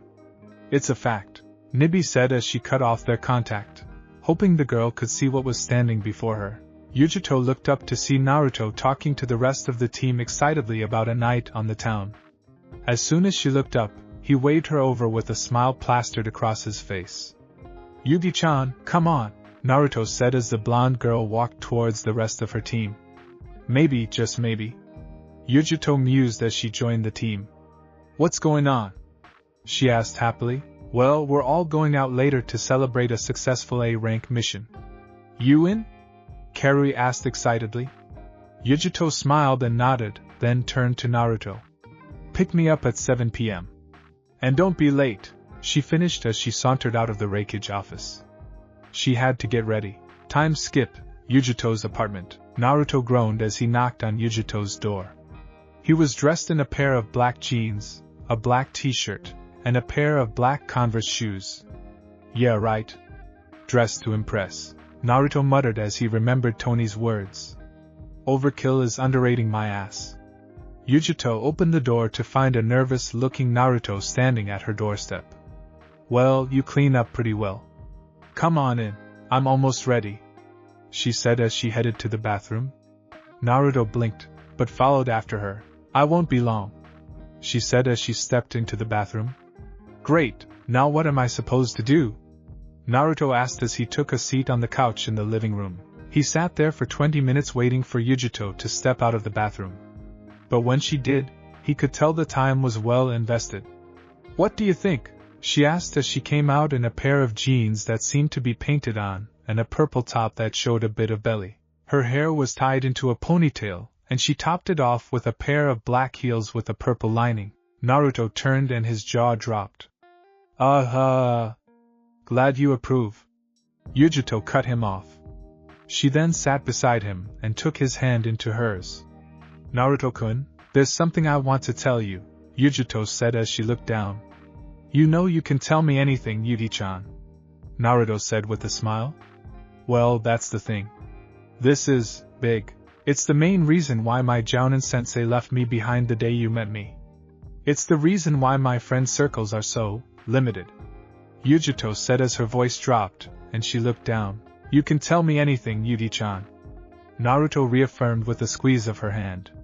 Well, I was about 3 when the great demon, the Nibi no Bakuniko, attacked the village. At the time, there were few seal masters in Kumo. Everyone knew the obvious solution, seal the beast and use it as a weapon, but no one knew what to seal it into. The beast was getting closer to the raikage tower and was ravaging the outskirts, so they chose a child at random. That child was I, Yujito said, fighting back a sob. At first, my family was happy that I was fulfilling such an honor, but... Yujito stopped as the bitter memories rose. Naruto wrapped his arms around her and pulled her close. Sure. What happened? It's all right. I'm not here to judge you. I'm here to listen, Naruto reassured me. After a while, the villagers began treating my family badly. Like it was cursed. And when my family realized it was because of me, they became a social pariah. They were disgusted with me. They put me up for adoption and left Kumo. That was the last I saw of my parents, Yujito said as her eyes watered. From there things got worse, Yujito said as she curled up into a ball. The orphanage kicked me out a week after they figured out who I was. From there, I was completely ignored by everyone. All they saw was the demon that ravaged the village so long ago, and not the little girl crying and begging for attention. Yujito stopped to wipe away a tear. That's when I was found by the third raikage. He seemed nice at the time. He gave me a place to stay and food. He was my father, and for a time I was happy, but it couldn't last. Yujito started with a bitter smile. He put me through a strict training program. To him, I was nothing more than a weapon. It wasn't until I turned 10 that the third was overthrown and replaced by a. He helped integrate me back into society and gave me a place in the Ni family. But still, I just couldn't trust people. Not again. The risk was too great. Yujito then looked at Naruto with tears running down her face. Then you came along. She trailed off. Me? Naruto asked. Yes, you. You, the one person who has ever treated me like a person without knowing me. You're kind, funny, sweet, you risked your life for mine, you pulled me out of the fire. and I want to trust you, but I just couldn't. Not until I told you this. If you don't feel the same, please, don't toy with me or try to use me. Just leave. Yujito said as she turned away from the open door. She heard Naruto get up and the door slammed shut. That broke the dam and the waterworks began. I can't believe I thought he was different. Yujito thought. The Nibi for once stayed quiet, but was shocked when a familiar voice spoke. You're an idiot. She turned to see Naruto sitting right beside her. But you left? Nope, still here. Naruto cut her off. Now, I may not be on the level of the seal masters of Kumo, but I know a thing or two. I use seals to store thousands of weapons. Do you honestly think I'm not going to be able to tell the difference between you and the seal? Naruto asked with a deathly serious face. Boo. But how can you trust me after this? How? She asked. You want to know how much I trust you and how sure I am that you aren't the demon people claim you are? Naruto asked, catching her attention. He unsealed his sword and placed it in front of her. He unsealed 5 kunai and placed them before her. He took a small piece of cloth and used it as a blindfold. I am willing to trust you with my life. Do whatever you will, I won't stop you, Naruto said and waited. Yujito traced the sword in front of her, then looked up at him. He really does care about me. He trusts me. Yujito thought as she looked at the blindfolded blonde before her. She leaned over to him and kissed his lips softly, her own savoring the taste and texture of his. Naruto responded by wrapping his arms around her waist and pulling her closer. As soon as the kiss began, it was over. Yujito pushed herself to pull away and took off Naruto's blindfold, smiling at his expression. She leaned close to him and whispered, I like you? A lot, and I don't know if you feel the same about me. Don't answer me, but know that I will work to get you. When I want something, I go after it. And you're someone I want by my side. She gave him a small kiss on his cheek and pulled back, leaving a dazed and confused Naruto. Well, we better get going, don't want everyone waiting for us. Yujito said as she headed for the door. Why, yeah? Naruto said as he walked after her. Why does my life have to be so complicated? Naruto mentally demanded as he followed Yujito to the restaurant. She was enjoying herself if the sway in her step was anything to go by. And what of you? Naruto whispered. Red Lightning Restaurant. Naruto smiled as he and Yujito headed towards the rest of the team, who looked to be patiently waiting. Hey guys. Yujito said as she waved them over. Karui was in a pair of jeans and a brown top that complemented her eyes and hair. Omo was in a pair of jeans and a polo, and Samui was breathtaking. She was wearing a pair of jeans that looked like they were painted on, and a baby blue blouse that seemed to hug her generous bust. As Yujito greeted Karui and Omoe, Naruto walked over to Samui. Hey Samui-chan. You look. Wow. Naruto said as he stumbled over his words. Samui blushed and nodded. Thank you Naruto-kun. I don't usually go out, but I figured this was a good exception, Samui said with a smile. Hey guys, come on. The tables are ready. Karui interrupted them, and they all headed inside. The restaurant as a whole was well decorated with a rich red color as its central theme. Naruto and the rest of the group were escorted to an empty table. What can I get you? The waiter asked in an exasperated voice. Naruto glared at the man and looked through his menu. I'll have a medium rare steak with fries and broccoli, Naruto said, and the waiter wrote his order down. I'll have the chicken Alfredo, Samui said. Shrimp Alfredo, Yujito said in agreement. Firecracker shrimp, Karui said. I'll just have the grilled chicken, Oma said with a sigh. Coming right up, the waiter said as he left. So what's been going on with you guys? Naruto asked as a blonde waitress came by and took their drink orders. Just water, please, Naruto said with a smile. I'll have a Bloody Mary. I haven't been up to much except practicing my kenjutsu. What about you guys? Karui said. I'll just have a beer. Same here. But have you guys heard about the new teacher we're supposed to be getting? Yujito asked. A beer is cool. This is news to me. Who is it? Samui asked. I don't know, the raikage sent a messenger to tell me this afternoon. I'll just have a beer, Oma said. We're supposed to meet him tomorrow. Oma finished. Well, the night is ours. So let's have some fun after this, Yujito said happily as their drinks arrived. Everyone smiled and raised their drinks to her toast as the food arrived. This night has a lot of potential, Naruto thought as he looked at his team happily eating and talking amongst themselves. One dinner and several alcoholic drinks later, Naruto smiled as he dragged his team out of the restaurant. I should have seen this coming, Naruto thought as he paid for the meal and drinks. He then walked out into the street to see his team gone. Hey, come on Naruto. We're headed to a club, Yujito said as she grabbed him by the arm and dragged him to the On the Rocks Club. On the Rocks Club. The music was thumping loudly against the speakers of the club where Naruto and Yujito just entered. Karui and Omo were already on the dance floor and Samui was sitting at the bar. Come on, Yujito said as she pulled him towards the dance floor. I'm going to get a drink first, okay?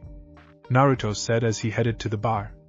Yujito nodded and headed to the dance floor, leaving Naruto at the bar. He headed to the bartender and sat in front of him. What did Tony say? Naruto wondered as he tried to remember his mentor's words. What can I get you, pal? The gruff bartender asked. Scotch on the rocks, Naruto said as he pulled out his wallet. The bartender came over to him with the bottle and poured his drink. Before Naruto could pay him, the man spoke. Don't worry, buddy, the blonde at the bar paid for it, the man said and pointed to Samui, who was heading over to Naruto. He took a quick sip and motioned to the seat next to him. Thanks for the drink, Naruto said with a smile. Thanks for dinner, she quipped back. He smiled and took another sip. Not going to join the others? Naruto asked Samui. I'm not much of a party girl. Since I was little, my parents trained me in the ninja arts. I'm not exactly sure how to act, Samui admitted with a small blush.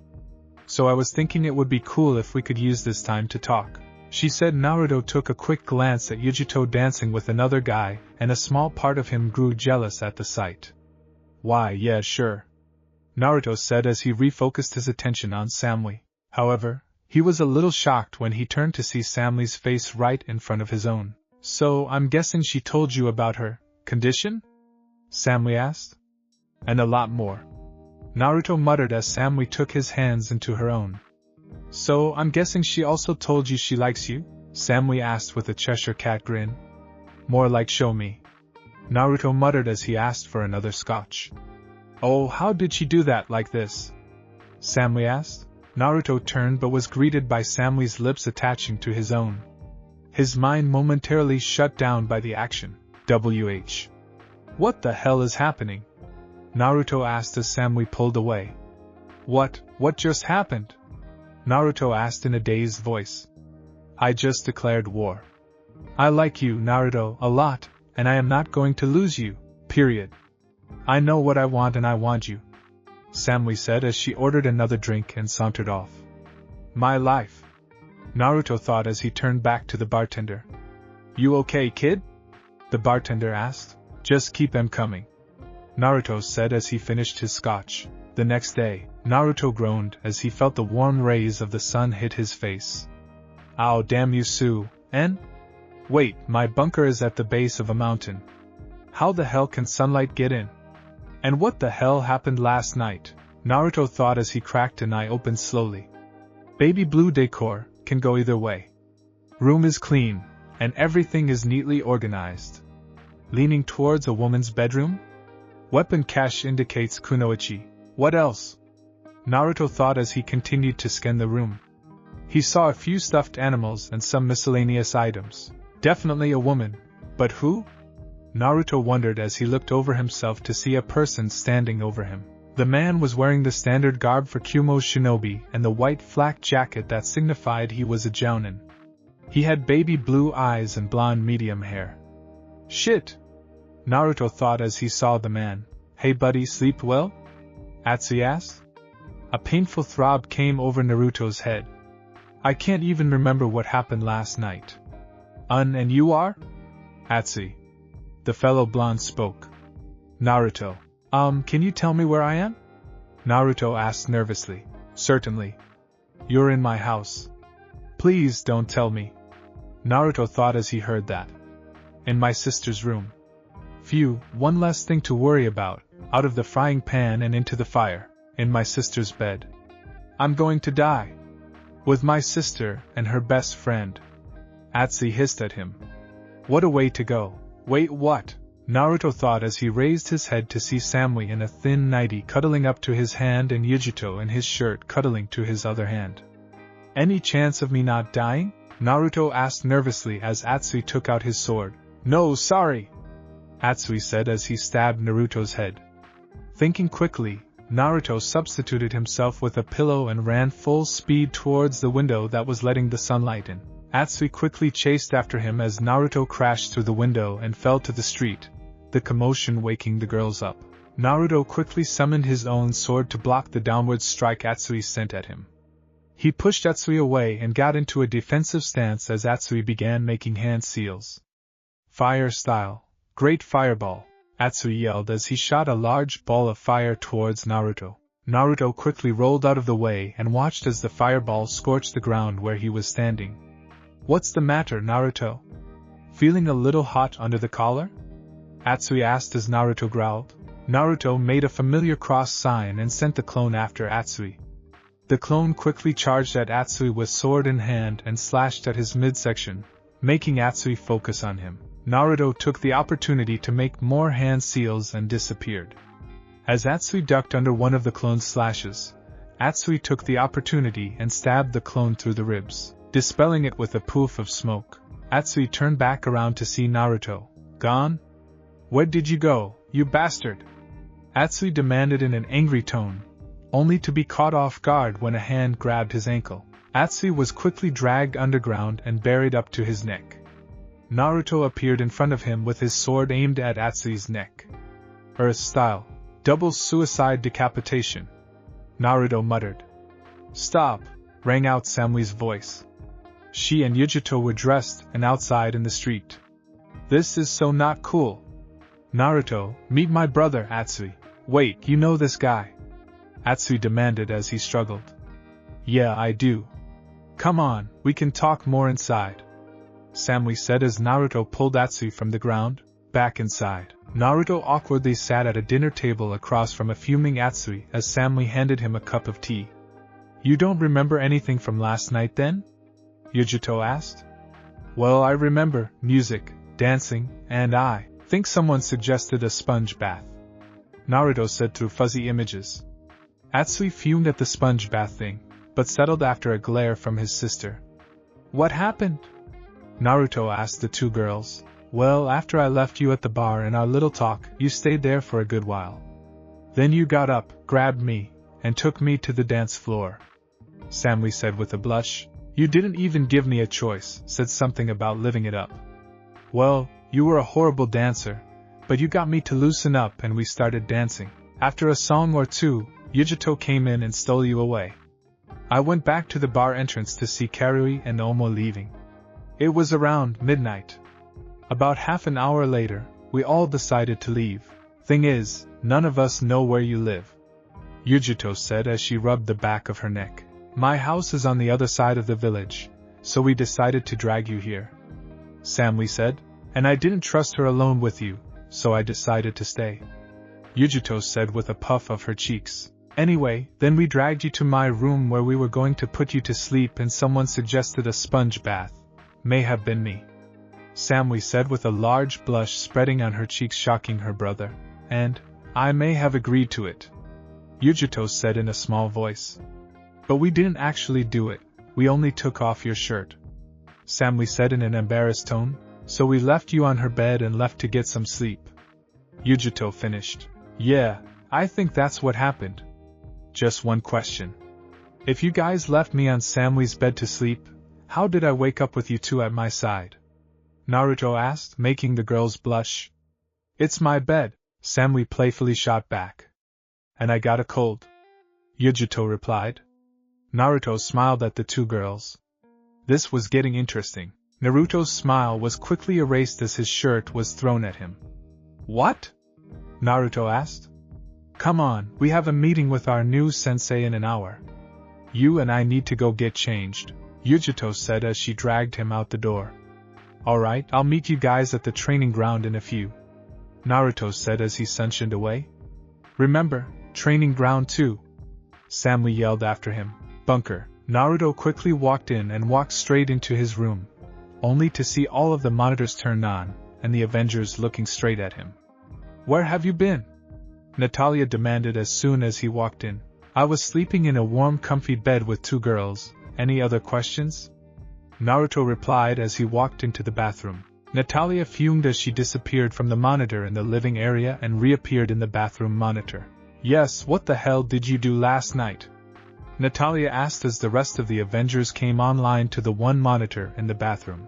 I went out, had a lovely dinner, went to a club, got half drunk, and was whisked away by a blonde duo to a warm bedroom. Then when I woke up, one of the blonde's brothers tried to kill me, Naruto replied quickly as he turned off the monitor and dried off. He quickly put on his underwear, black t-shirt, and black pair of cargo pants. As soon as he stepped into his living area, Tony came on screen. I'm so proud of you, you're a chip off the old block, he said happily, making Naruto's sweat drop. Shouldn't Natalia be in here kicking yours for being A and grilling mines for details? Naruto asked as he put on a pair of socks and his black combat boots. I've momentarily disabled all of the monitors in this room except mine. Now tell me about your encounter with the blonde duo. Tony said in a pervy tone. How about I don't, and we say I did? Naruto replied as he put on his fingerless gloves. Tony's mood visibly dampened, but he quickly recovered his bright mood. Hey Tony, there's something I've been meaning to ask you, Naruto said, catching Tony's attention. What's up? Tony asked. I've been going through the dead technology cataloged in the archives and I came across something interesting, Naruto said as he walked up to his laptop and pulled up a picture of a cell phone. What, you want to recreate a cell phone? Tony asked. Not necessarily, just certain aspects.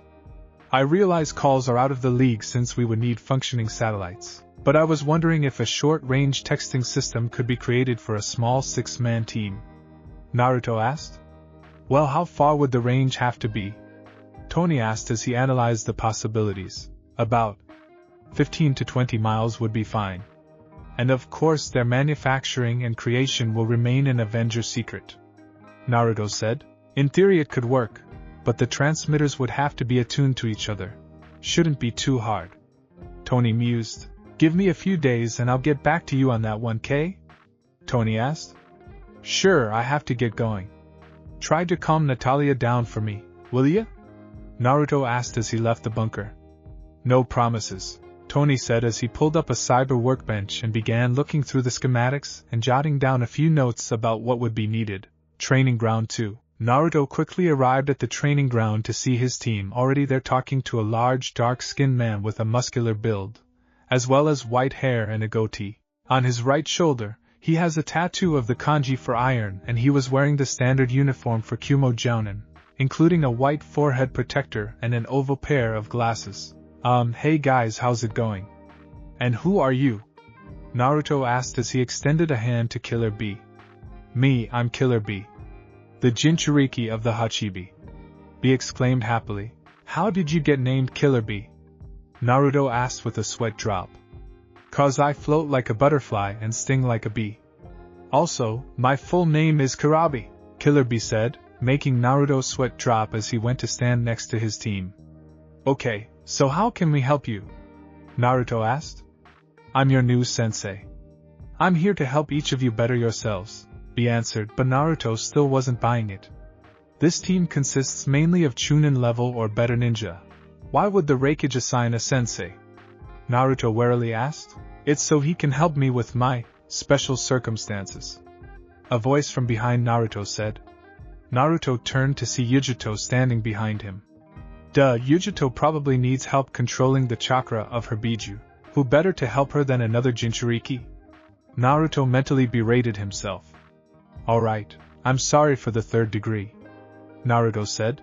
No issue, now here are your assignments. I've read most of your profiles and know how you guys can improve, B said, making everyone perk up. Omoy, you need to work on your physical strength, so you are to go do physical exercises until I say stop. B said as he handed Omo a 50-pound weighted vest. What's this for? Omo asked. To make things more challenging. Carry you could do with a bit of grace when you handle your sword, so you are to go practice katas and movements.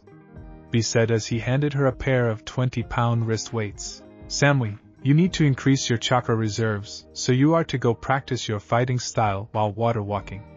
B said and handed her a pair of ankle weights. Try not to sink. B then turned to Yujito. Now Yujito, you need to gain a better degree of control over your chakra, but your speed and strength are also lacking, so your workouts are going to be different, B said as he handed her a weighed 50-pound vest and 20-pound weighted ankle weights. First, you'll join Omo for some physical training. Then, you'll go for about 30 laps around this training field. Then, it'll be controlled exercise with Samui. And when I deem you ready, we'll see about getting your chakra source under control, B said. Yujito paled at the amount of work and left to go get started. B then turned to Naruto. Now, let's not bullshit. You and I both know the raikage doesn't have a firm grasp on your abilities, so I'm afraid I can't help you much, B said. You got a 120-pound training vest? Naruto asked as he unzipped his Kevlar vest. B nodded and handed it to him. I'm used to 75 pounds, so this should be a bit better. I also have a 30-pound ankle weight on each leg, so this should be a bit of a challenge. I'll just follow Yujito's routine, but end it with some sparring with clones and jutsu training. However, if you could help me develop my lightning chakra nature, that would be perfect, Naruto said, then turned to CB nodding. I'll get a fellow jounin to help you with your lightning affinity. Also, I heard you have the bat summoning contract from Daimyo himself. Is this true? B asked in interest. Yes, but I'm not signing it until I get a firm control of my reserves. No point in being able to summon a boss if the chakra loss is so great. It kills you, is there? Naruto asked as he put on the training vest and followed after Yujito. With Yujito, Yujito groaned as she struggled in her run. The extra weight was killing her. Why the hell did that sadistic excuse of a sense decide to give me so much weight? Yujito complained, only to hear the telltale sounds of someone running up beside her. She turned to see Naruto at her side jogging like it was no problem. Oh? Has the mighty decided to visit the downtrodden? Yujito asked. What are you complaining about? You only have 70 pounds of weight on you. Naruto shot back playfully at her. Look who's talking, you only have 50. Yujito shot back, pointing out his training vest. This is a 120-pound training vest. Not only that, but I have a 30-pound ankle weight strapped to each leg. You don't hear me complaining. Naruto muttered, making her blush in embarrassment. How the hell are you even standing? She asked the blonde Neem. Because my last teacher was more sadistic than this, Naruto said, remembering Natalia's training regimen. Now come on. We're both in hell for today, so we might as well make it fun, Naruto said as he winked at her and began running faster, leaving her behind. A large smile grew on Yujito's face as she sped up trying to catch up with Naruto. Oh no you don't! And with that the beginning of a training race was announced. Time skip. 2 weeks into training, Naruto groaned as he got out of bed and went to take a shower. For these last couple of weeks, things had been going pretty well for him and the rest of Team Yujito. As he stepped out of the shower, Tony appeared onto the monitor. Hey Naruto, have you finished the circuitry layout?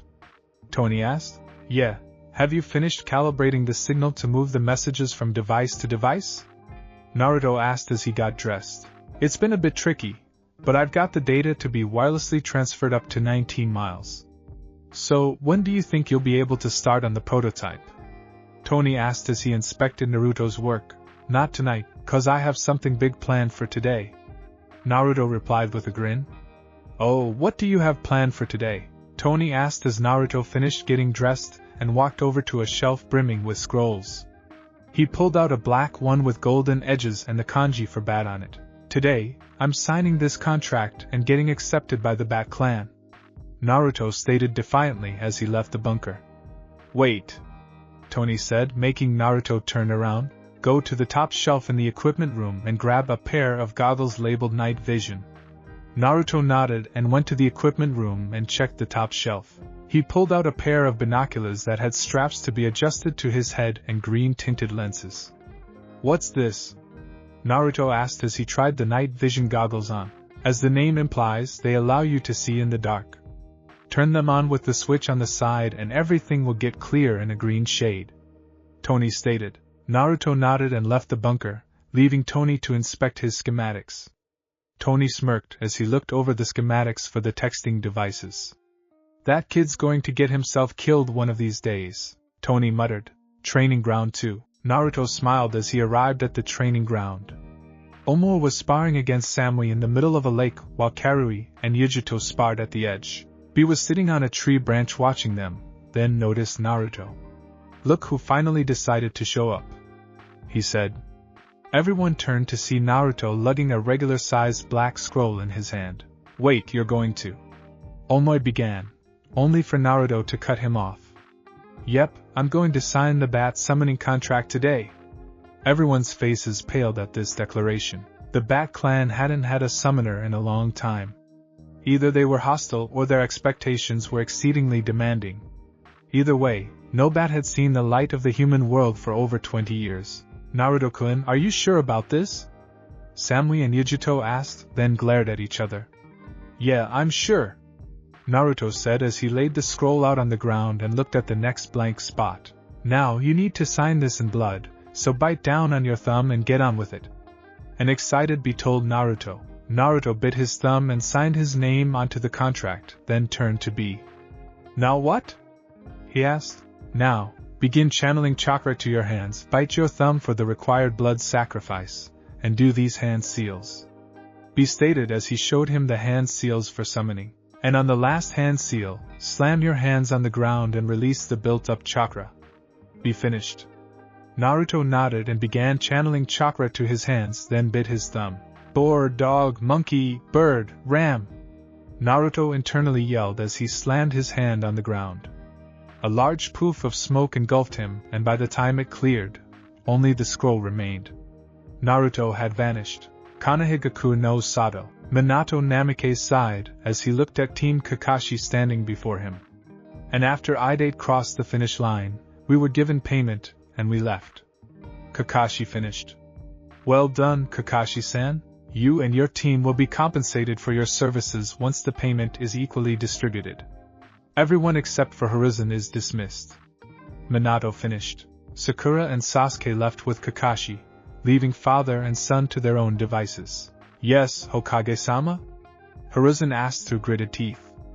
"Would you please drop the formalities? Your mother and I are worried about you," Minato said. "Oh, now you're worried about your son?" Herizen shot back. "You know what I mean," Minato replied.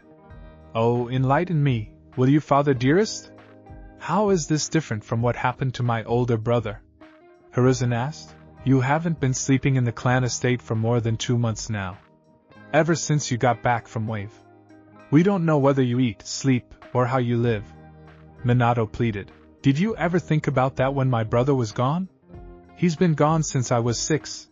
But never once did I see you lift a finger to find him," Herizen replied. "My mother didn't once worry whether he ate, or how he lived," Herizen demanded. "Because she was busy training you. Are you implying that it was time wasted?" Minato screamed back. "If this is the cost, then yes," Herizen said. "By your leave, Hokage-sama?" Herizen asked. He quickly sunshine away, leaving a fuming Minato in his office. Minato sat back down at his desk and looked at the open window. "All right, you can come out, Jiraiya-sensei," he said. The wall beside the window shimmered and Jiraiya stepped out. "I'm guessing he's still pissed off at the whole Naruto thing," Jiraiya said. "That's sugar-coating it. But I'm sure you didn't come here to reminisce." "Any word on this Naruto Romanoff character?" Minato asked.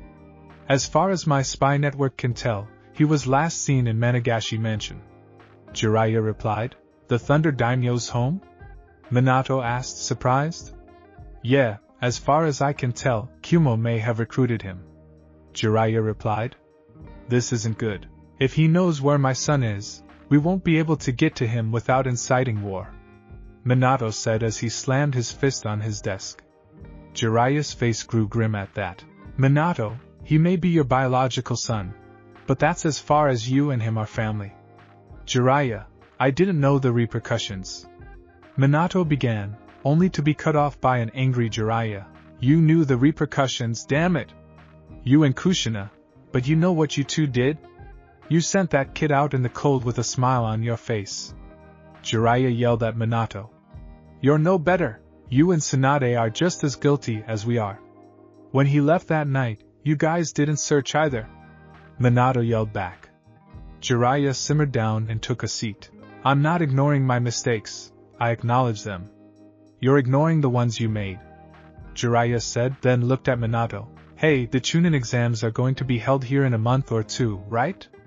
Jiraiya asked. Minato silently nodded. How about I try to train your son?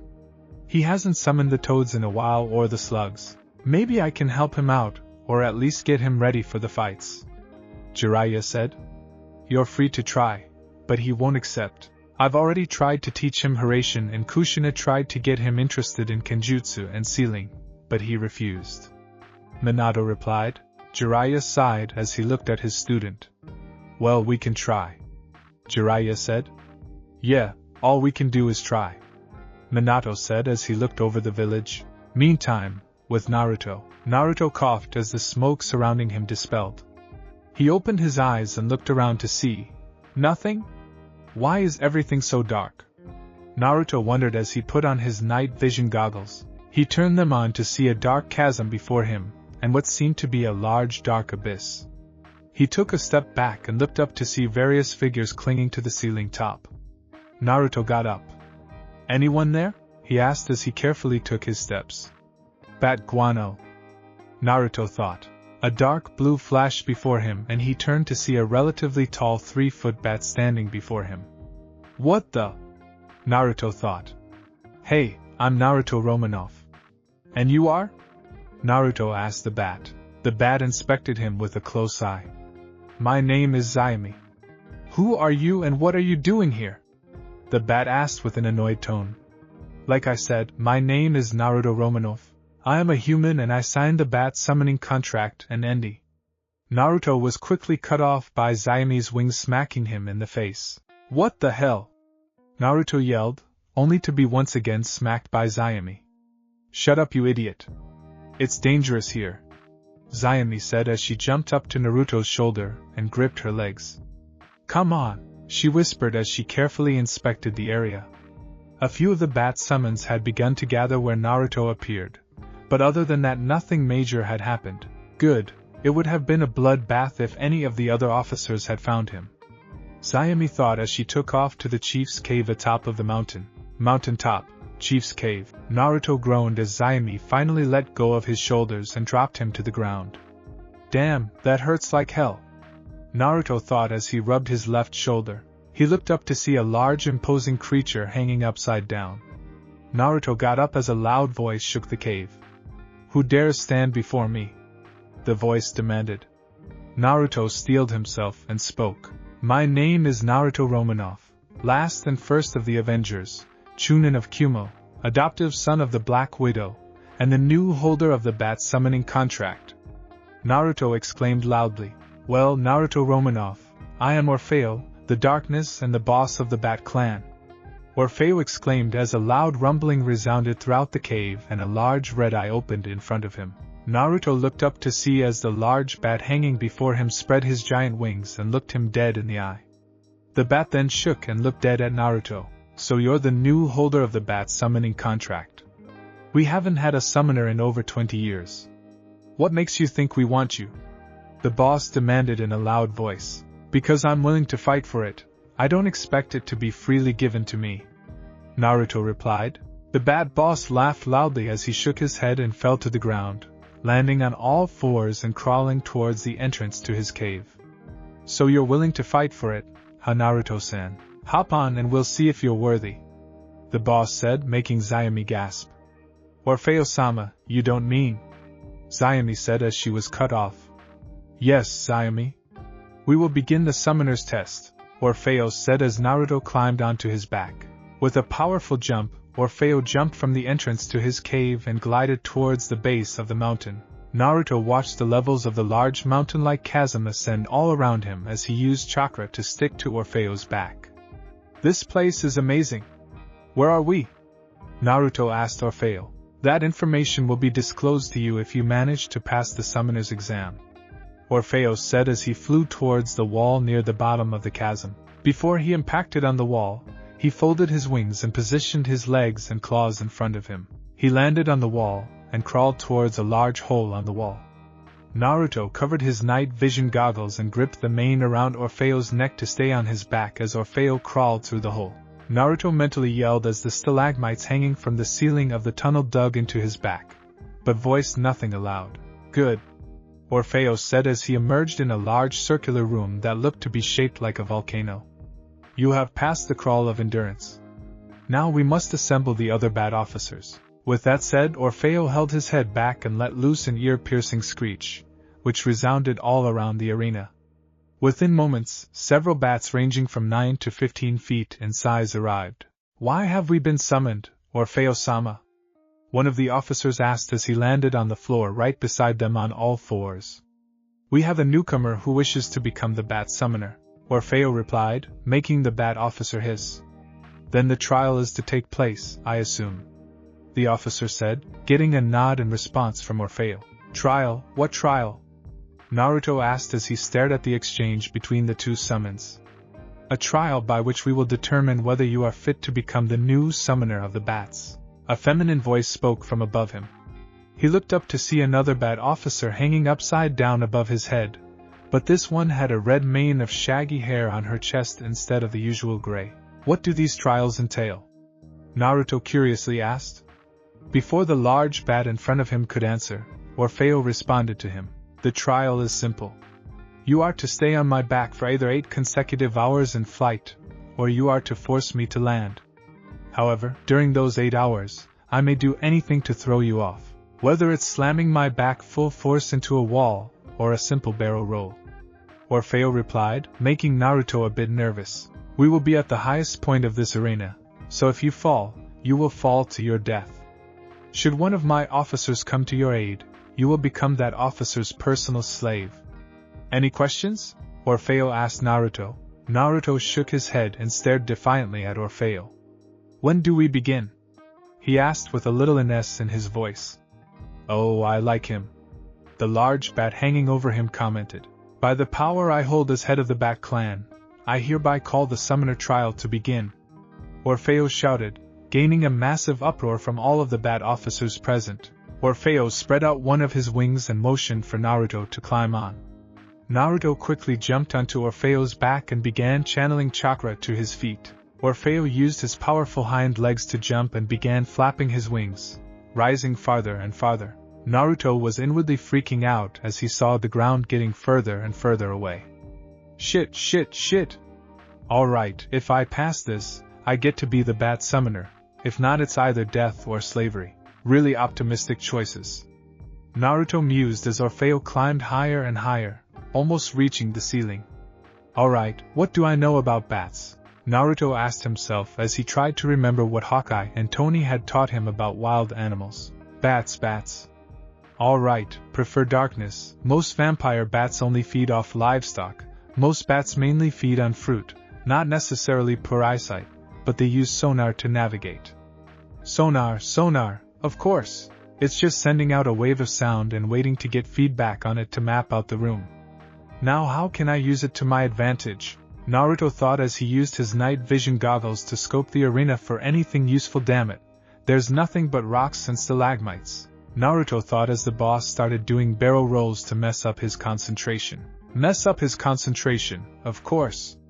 I need a distraction that not only messes him up, but also causes sand waves to interfere with his sonar. Naruto thought as he unsealed his collapsible bow. With a flick of his wrist, it armed and he began to take aim, only for Orfeo to slam his back against the wall, crushing him. The pressure was unbearable, but after a second Orfeo hopped off and continued his flight. Naruto watched as the arrow he had been aiming fell to the floor at incredible speeds and buried itself into the ground.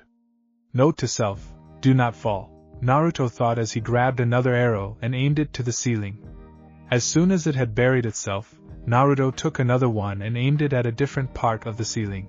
Before he could shoot it, he saw Orfeo was flying back towards the wall with intent to slam his back into it. Not again! Naruto yelled as he aimed the arrow at the wall and fired. As soon as it got near the wall, it exploded, discombobulating Orfeo. Naruto watched as Orfeo faltered and crashed head first into the wall. He then took aim at an overgrown stalagmite and fired the arrow at it. It quickly sunk itself into the stalagmite, and Naruto looked defiantly at the head of Orfeo. With Zayami and the officers, there's no way this one is going to be able to make it. We've tried harder, and they all have failed. An arrogant voice stated. I have a feeling this one is going to be different. A feminine voice rebutted. Oh yeah, what kind of surprises could this little human have in store? A gruff voice added, only worsening the argument. Before anyone else could add his or her 2 cents, a large explosion shook the arena. The officers looked up to see Orfeo falter and crash head first into the wall. What the hell was that? Zayami demanded. Maybe the brat does have a trick or two up his sleeve, the gruff voice said in a mirthful tone. Before anyone could berate him, a loud resounding explosion echoed through the arena. With Naruto walked down towards Orfeo's mane and laid down, using chakra to stick his whole body. He took out another arrow and aimed it to his right past Orfeo's ear. Easy, easy, Naruto whispered as he calculated the right time. Orfeo suddenly shut off into 3 loops in an attempt to shake Naruto off. In a split second, Naruto charged chakra into his bow and fired it off. As soon as it got near Orfeo's ear, it went off with a huge bang. The sudden bomb going off in Orfeo's ear made him dizzy and had his head ringing. Orfeo tried to send out another sound wave so he could locate himself, but the waves from the explosion kept messing up his hearing. Orfeo was irritated as he screeched loudly, sending off waves that overpowered the ringing and let him locate himself. Not quite an old man, Naruto thought as he put his fingers into a sign and detonated the arrows on the ceiling. The loud explosion shook the arena and began sending off waves of sound everywhere, once again confusing Orfeo. Orfeo tried to fight through the confusion, only to howl as a large rock dislodged from the ceiling by the explosion slammed against his face. He howled in a desperate attempt to use his sonar to get back in control, but was shocked by the fact that there seemed to be rocks falling everywhere. He tried to maneuver past them, but Naruto had a different plan. He quickly detonated the arrow buried in the stalagmite. Orfeo saw this and quickly folded his wings, going into a nosedive directly to the ground. Easy, easy, now! Orfeo internally yelled as he expanded his wings to stop his descent and glide. Naruto quickly remembered about the 2 arrows he dropped and detonated them right underneath Orfeo, making the boss summon fall to the floor in a smoking mess. The officers and Zayami quickly made their way to where the boss had crashed and waited to see if there was any sign of life. Naruto groaned as he tried to get up. His head was ringing and his vision was blurry. What the hell hit me? Naruto asked as he tried to get up, only to be stopped by what felt like 30 pounds of leather lying on top of him. Right. Naruto muttered as he felt the thin veins through the parchment-like skin. He quickly started pounding against them in an attempt to wake the boss up. Come on, Orfeo, get up already, Naruto said as he crawled his way out from under the massive wing. What the hell hit me? Orfeo asked as he stirred and lifted his wing. Naruto quickly crawled out and stood up in front of Orfeo. Me, he replied as he reached to his back and took hold of a sharp rock buried into his back. He took it out and took a sharp breath. Naruto then walked up towards Orfeo, only to stop when a large, hulking figure landed in front of him. What the hell are you trying to pull? A gruff voice demanded as the figure grabbed Naruto by the vest and slammed him into the floor. Naruto winced as the ground made impact with his body, but otherwise stayed quiet. The figure raised its sharp claws and swung down at him, only to be blown away by Orfeo's large claws slamming him away. That's enough! Orfeo exclaimed, getting Naruto's and the group's attention. But Orfeo-sama, he nearly killed you, the gruff voice said as it expanded its wings in order to stop itself from hitting the wall. He used his smarts, and what he had on hand to defeat me. Not only that, but he actually grounded me. In all of the Bat Clan's history, no summoner has ever been able to accomplish that. Orfeo shot back as it rose on all fours, silencing the figure. Orfeo looked at Naruto as he got up. You have not only passed the summoner's test, but also exceeded the expectations by managing to ground me. I deem you worthy, Orfeo exclaimed. Naruto smiled as the other officers and Zayami descended to greet him. Naruto-sama! You did it! Zayami exclaimed happily. Please, no honorifics. I'm just Naruto, Naruto said as he scratched the back of his head. Good going, brat. My name is Logan, the large figure said in a rough voice. Naruto saw the bat standing on all fours like Orfeo, but he had dark red hair, almost blood red. He was tall and well built, a fighter if he ever saw one. My name is Sarah. The feminine voice called out to him. He turned to see a slender female bat hanging from the ceiling with her wings ready to take off. Her hair was a blood red and her body seemed to be made for speed. My name is Vlad, the arrogant voice said. Naruto looked up to see the large bat with silver hair looking down at him. Naruto looked at the bat, but this one seemed more relaxed than the others. Great, the level-headed one is arrogant, Naruto thought as Orfeo cleared his throat to grab his attention. Naruto, if you would please climb on so that we may finish this business in my cave? Orfeo asked. Naruto nodded and climbed onto the boss's back and held on tight. Orfeo, the three officers, and Zayami quickly took off towards Orfeo's cave. Orfeo's cave. Naruto winced as he landed from the jump from Orfeo's back. Naruto-san, are you okay? Sarah asked him when she saw him reach for his back. Yes, I'm fine. It's just that I don't usually go around stabbing stakes into my back unless it's Friday. Naruto replied. Well then, Naruto, we won't keep you long, Orfeo said as he clung to the ceiling with his legs and wrapped his wings around himself. Zayami, please turn on the light, Orfeo asked. Suddenly, the lights turned on and Naruto fell back. He quickly took off his night vision goggles and started blinking rapidly, trying to get his vision back to normal. Are you okay? Zayami asked. Yeah, the light just reacted badly to my night vision goggles, Naruto said. Well then, let us get on with the introductions, shall we? Vlad asked in an exasperated tone. Right, Orfeo said. Well then, Naruto, you have met Zayami. She is the second fastest bat summoner around, and the fourth of the officers, Orfeo said as Zayami waved at Naruto. Then there's Vlad, the most well-rounded of the officers, and third, Orfeo said, drawing attention to the silver-haired bat. Vlad snorted and looked away. Then there's me, a sultry voice over Naruto said. Naruto looked up to see Sarah hanging over him. That's Sarah, the fastest of the bat summons and the second of the officers, Orfeo said, getting a giggle out of Sarah. Tease, she said in a flirty tone, drawing a snort from the last figure in the room. And I'm Logan, second in command of the Bat Clan and first of the officers, Logan said as he approached Naruto.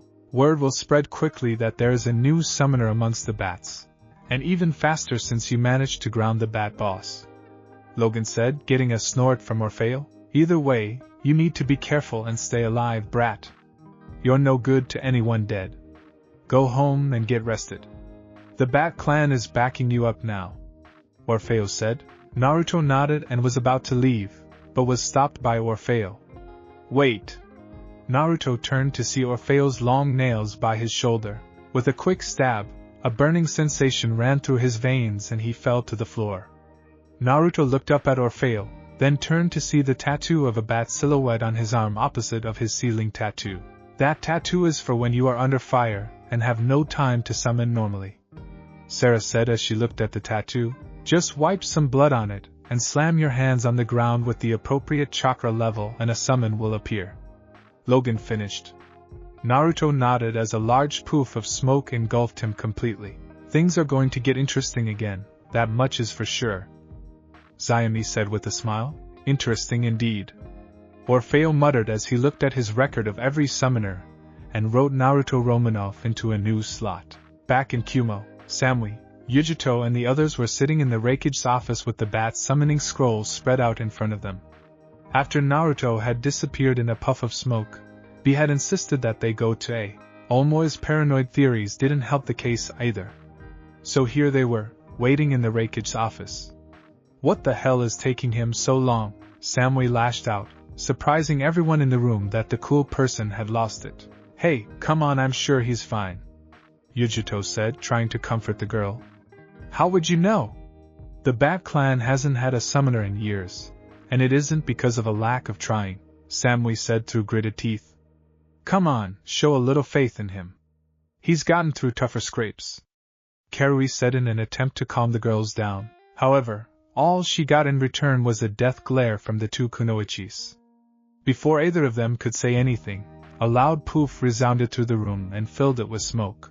Samui and Yujito quickly turned and rushed past the smoke to see Naruto standing there, looking like hell. He had a large puncture wound near his back, several small stab wounds around his torso, and a few slashes in his legs and torsos.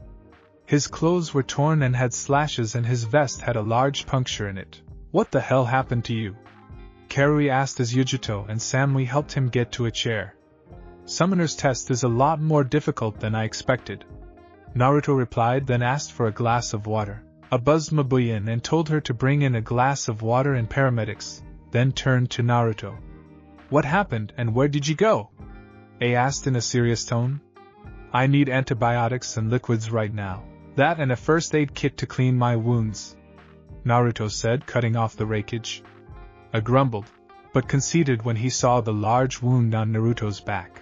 After the paramedics arrived, they started Naruto on a course of antibiotics and began treating the wounds. Now what happened? A asked again. Well, I arrived at the summon world and was greeted by a bat summon, then taken to the boss, Naruto began, everyone listening intently. One explanation later. You've got to be kidding me. You're telling me you were not only squished by the full weight of the bat boss, but you managed to ground him? A asked in an exasperated tone. Naruto nodded as the nurse replaced his fore. Okay, so these officers, Yujito began. For officers, top dogs in the clan. Only one above them is the boss, Naruto replied. And you managed to take him down? Samui asked once again in a doubtful tone. Yeah, you just have to have a plan, Naruto said. So the Bat clan has allied itself with Kumo. A muttered, no, Naruto said, interrupting A's train of thought. What do you mean, no? A asked. They clearly said they are aligned with me, and have my back. Not with my village, Naruto said as he looked outside the window and noticed it was getting dark. Omo and Karui had left a while ago to their clan homes, leaving only Samui and Yujito behind with B and A. Hey old man, I'm going to get going, Naruto said as he unhooked himself from his fore and slowly got up. Before he could take a step, Samui and Yujito were at his side helping him. By your leave, Naruto said. Dismissed. A said and Naruto gently walked away. As soon as Naruto and the girls had left, A let out a loud sigh. What's the matter, bro? B asked A. That kid. He's getting to be a major player in the shinobi world, and soon he will be a great influence, A replied. Naruto's going to be alright. He's got a good head on his shoulders, B said in an attempt to raise A's spirits. And if he doesn't, he's got two angels by his side who will. Amused as he looked out his window, he saw Naruto being supported by the two blonde kunoichis as they walked down the street. With Naruto and the girls, Naruto winced as he took a step. Ow. Another step. Mother fu. A third step. Huh. He muttered in a perplexed tone. I think I'm better, Naruto said as he took another step with closed eyes, then stayed silent. Naruto-kun, are you okay? Samui asked as she nudged him and his eyes snapped open. Sorry, I just passed out for a moment, Naruto said. Alright, you're coming with us, Yujito said as they dragged him towards Samui's home. In Samui's home, Samui's bedroom, Naruto groaned as the girls helped him up the stairs. As soon as they got to Samui's room, they took off his messed up and bloody clothes and let him fall onto the crisp clean sheets. Naruto quickly adjusted himself and grabbed the first thing he could to cuddle with. As soon as he did, he heard A and looked to see Samui and Yujito in their underwear climbing into bed with him. WH, what are you guys doing? Naruto asked. Going to sleep, Now hush, Samui said as she cuddled to his side and Yujito mimicked the action on his opposite side. Naruto shrugged and wrapped an arm around each of them and drifted off to sleep. I'm the luckiest bastard alive, Naruto mused as he drifted off to sleep. Konoha, with Minato. Minato crossed his arms as he looked at Kakashi before him. I, Kakashi Hatake, nominate Team 7 consisting of Hiruzen Namikaze, Sasuke Uchiha, and Sakura Haruno for the Chunin exams that are to take place, Kakashi stated in a bored tone, then stepped back. So, all of the rookies from this year are participating, huh? Minato thought as he handed Anko Mitarashi a small stack of slips. Have each of your students who wants to participate fill one out, and show up to the academy in 1 month's time at 1 p.m. Minato stated. Only a full team may participate, but you are not allowed to make your students privy to that information, am I understood? He asked. Hi, Hokage-sama. The present Jounins all replied. Dismissed, he stated, and they all sunshine away. Minato sighed as he took a long look at his empty office.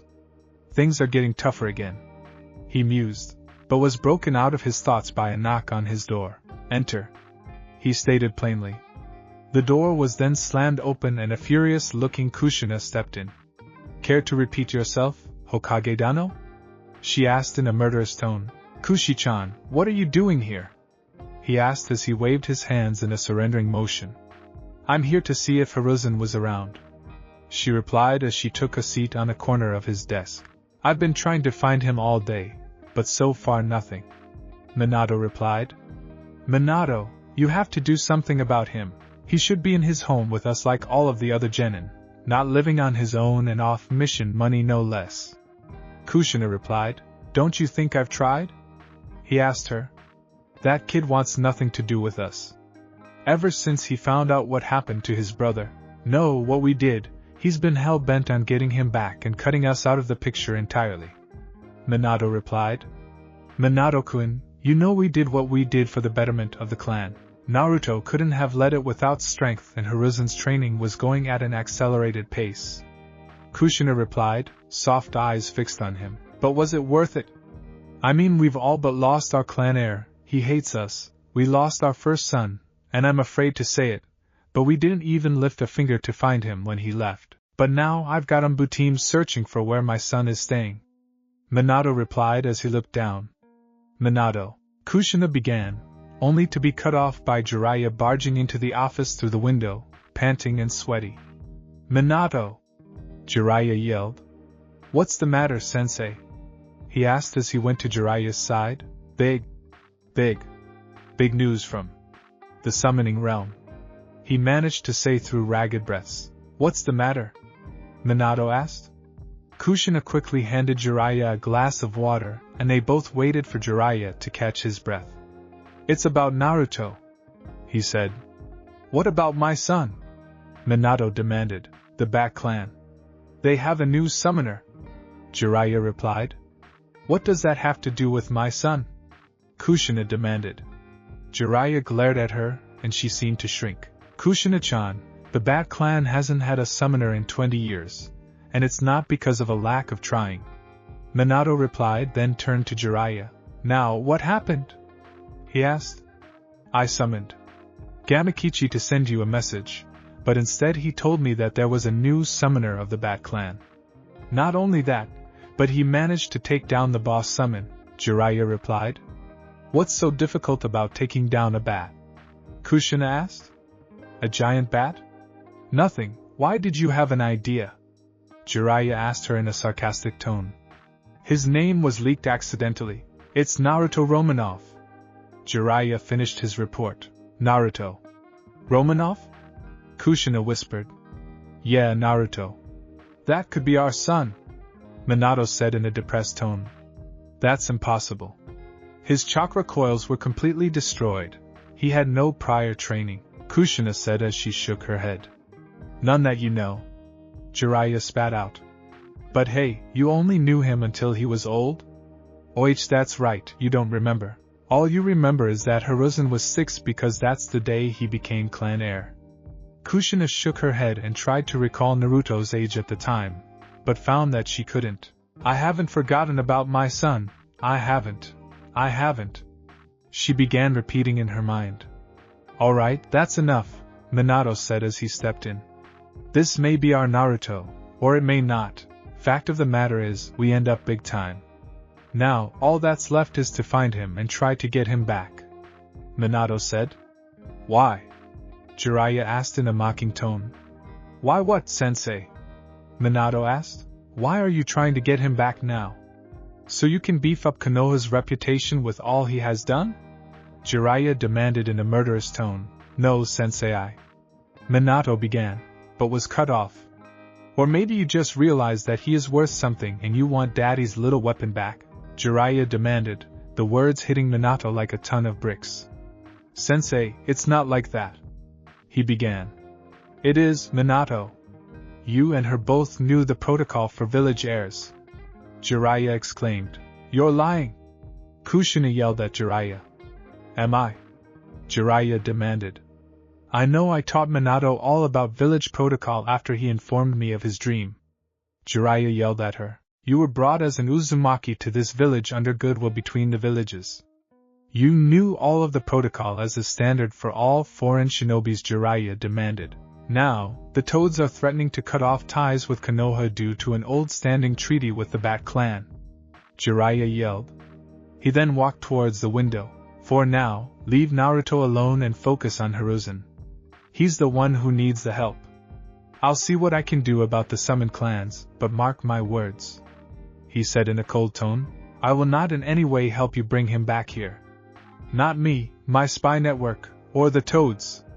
Jiraiya said, then jumped out the window, leaving Minato and a sobbing mess of Kushina in the office.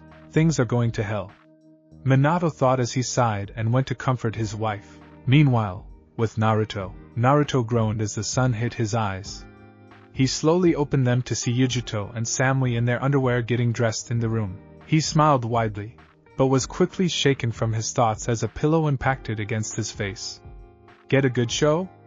Yujito demanded as she quickly pulled up her pants and put on her shirt. Now, let's ask which of us looked better. Samui said in a teasing tone as she went to Naruto and took the pillow off his face. Well, Naruto-kun? Samui asked with a pout on her face as she crossed her arms under her, emphasizing the fact she had on a black lacy bra. Naruto quickly shot back with a nosebleed and passed out. Phooey, Samui said in disappointment, only to be smacked in the back of the head by Yujito. You have no shame, do you? Would you hurry up and put a shirt on? Yujito demanded. Don't be jealous. I'm sure someday you'll be able to make him pass out like that. Samui said as she put on a shirt and left, leaving a fuming Yujito. Yujito looked at the blissful look on Naruto's face and left the room fuming. A few minutes later, Naruto managed to regain consciousness. What happened? He asked as he put back on his shirt and his Kevlar vest. Naruto quickly left the room, unaware of what had transpired. Downstairs, breakfast. Naruto smiled as he saw Samui making oatmeal and Yujito frying up eggs and bacon. Hey you guys, sorry for being a bother last night. I was just a little damaged? Yujito chimed in. Out of commission? Samui chipped. Yeah, that. Anyway, I have to get going. I'll see you guys later at team practice. Naruto said as he headed to the door. Wait, you're leaving without breakfast? Yujito asked. I'll just get a power bar or something. Naruto replied. He was suddenly flung into a seat and had a plate of bacon and eggs and a bowl of oatmeal placed before him. Ow, what the hell? Naruto asked as he looked up, only to be greeted by the combined death glares of Samui and Yujito. Eat. They said in unison as a dark aura surrounded them. Yes, sir, he exclaimed in a frightened tone and began eating. The two girls suddenly lost their demonic aura and served their respective breakfasts. After breakfast, Naruto smiled as he arrived at the bunker. After breakfast, he said his goodbyes to the girls and left feeling satisfied. He quietly walked in, only to be greeted by the sight of Natalia waiting up on him. Hello, Naruto. Sleep well? She asked in a dangerous tone. Easy, old boy, don't step on an active landmine. Naruto thought. Yeah, of course. After I got back from the Bat Summoner's test, I was offered a room to recuperate in. Naruto replied. Then again, I was in so much pain I didn't have much of a choice in the matter. Naruto mused. So you actually took the test? Tony and Cap demanded as they appeared on the computer screen over his workbench. Yeah, it was a lot tougher than I thought. Hey Tony, are the circuit boards ready? Naruto asked as he inspected the schematics for his short-range messaging idea. That can come later, we want details now, Hawkeye said as he, Jarvis, and Natalia appeared on the screens around Naruto's workbench. Naruto sighed and told them the story, one explanation later. Quick, get into the med bay and get some antibiotics into an 4 drip. Natalia demanded as Naruto showed them the scar where the rock pierced his back. I already did, and I'm fine, Naruto said, only to be cut off by Cap. A giant bat boss crash lands on you and squishes you against the wall and you're fine? You forget about my healing factor. Naruto replied. You can't push that kind of thing into overdrive, believe me I know. Captain replied. Today, you're not doing any training today, and that's final. Natalia chimed in, closing the argument. Why? Naruto asked. Because Cap had a healing factor, and when he pushed it to the extremes, it never ended well for anyone. Tony said. Fine, but I at least want to get started on the casing for these messengers. Naruto said. Fine, and yes, that design is the final one for the messengers. Tony relented. Naruto nodded and took out a piece of metal and a blowtorch. Perfect. Naruto said as he got to work. Time skip, 1 week later. Naruto groaned as the nurse placed a cold stethoscope to his chest. Relax, you big baby. Yujito muttered as she and Samui stood in the examination room. Well, all your vitals seem to be in order, Mr. Romanov.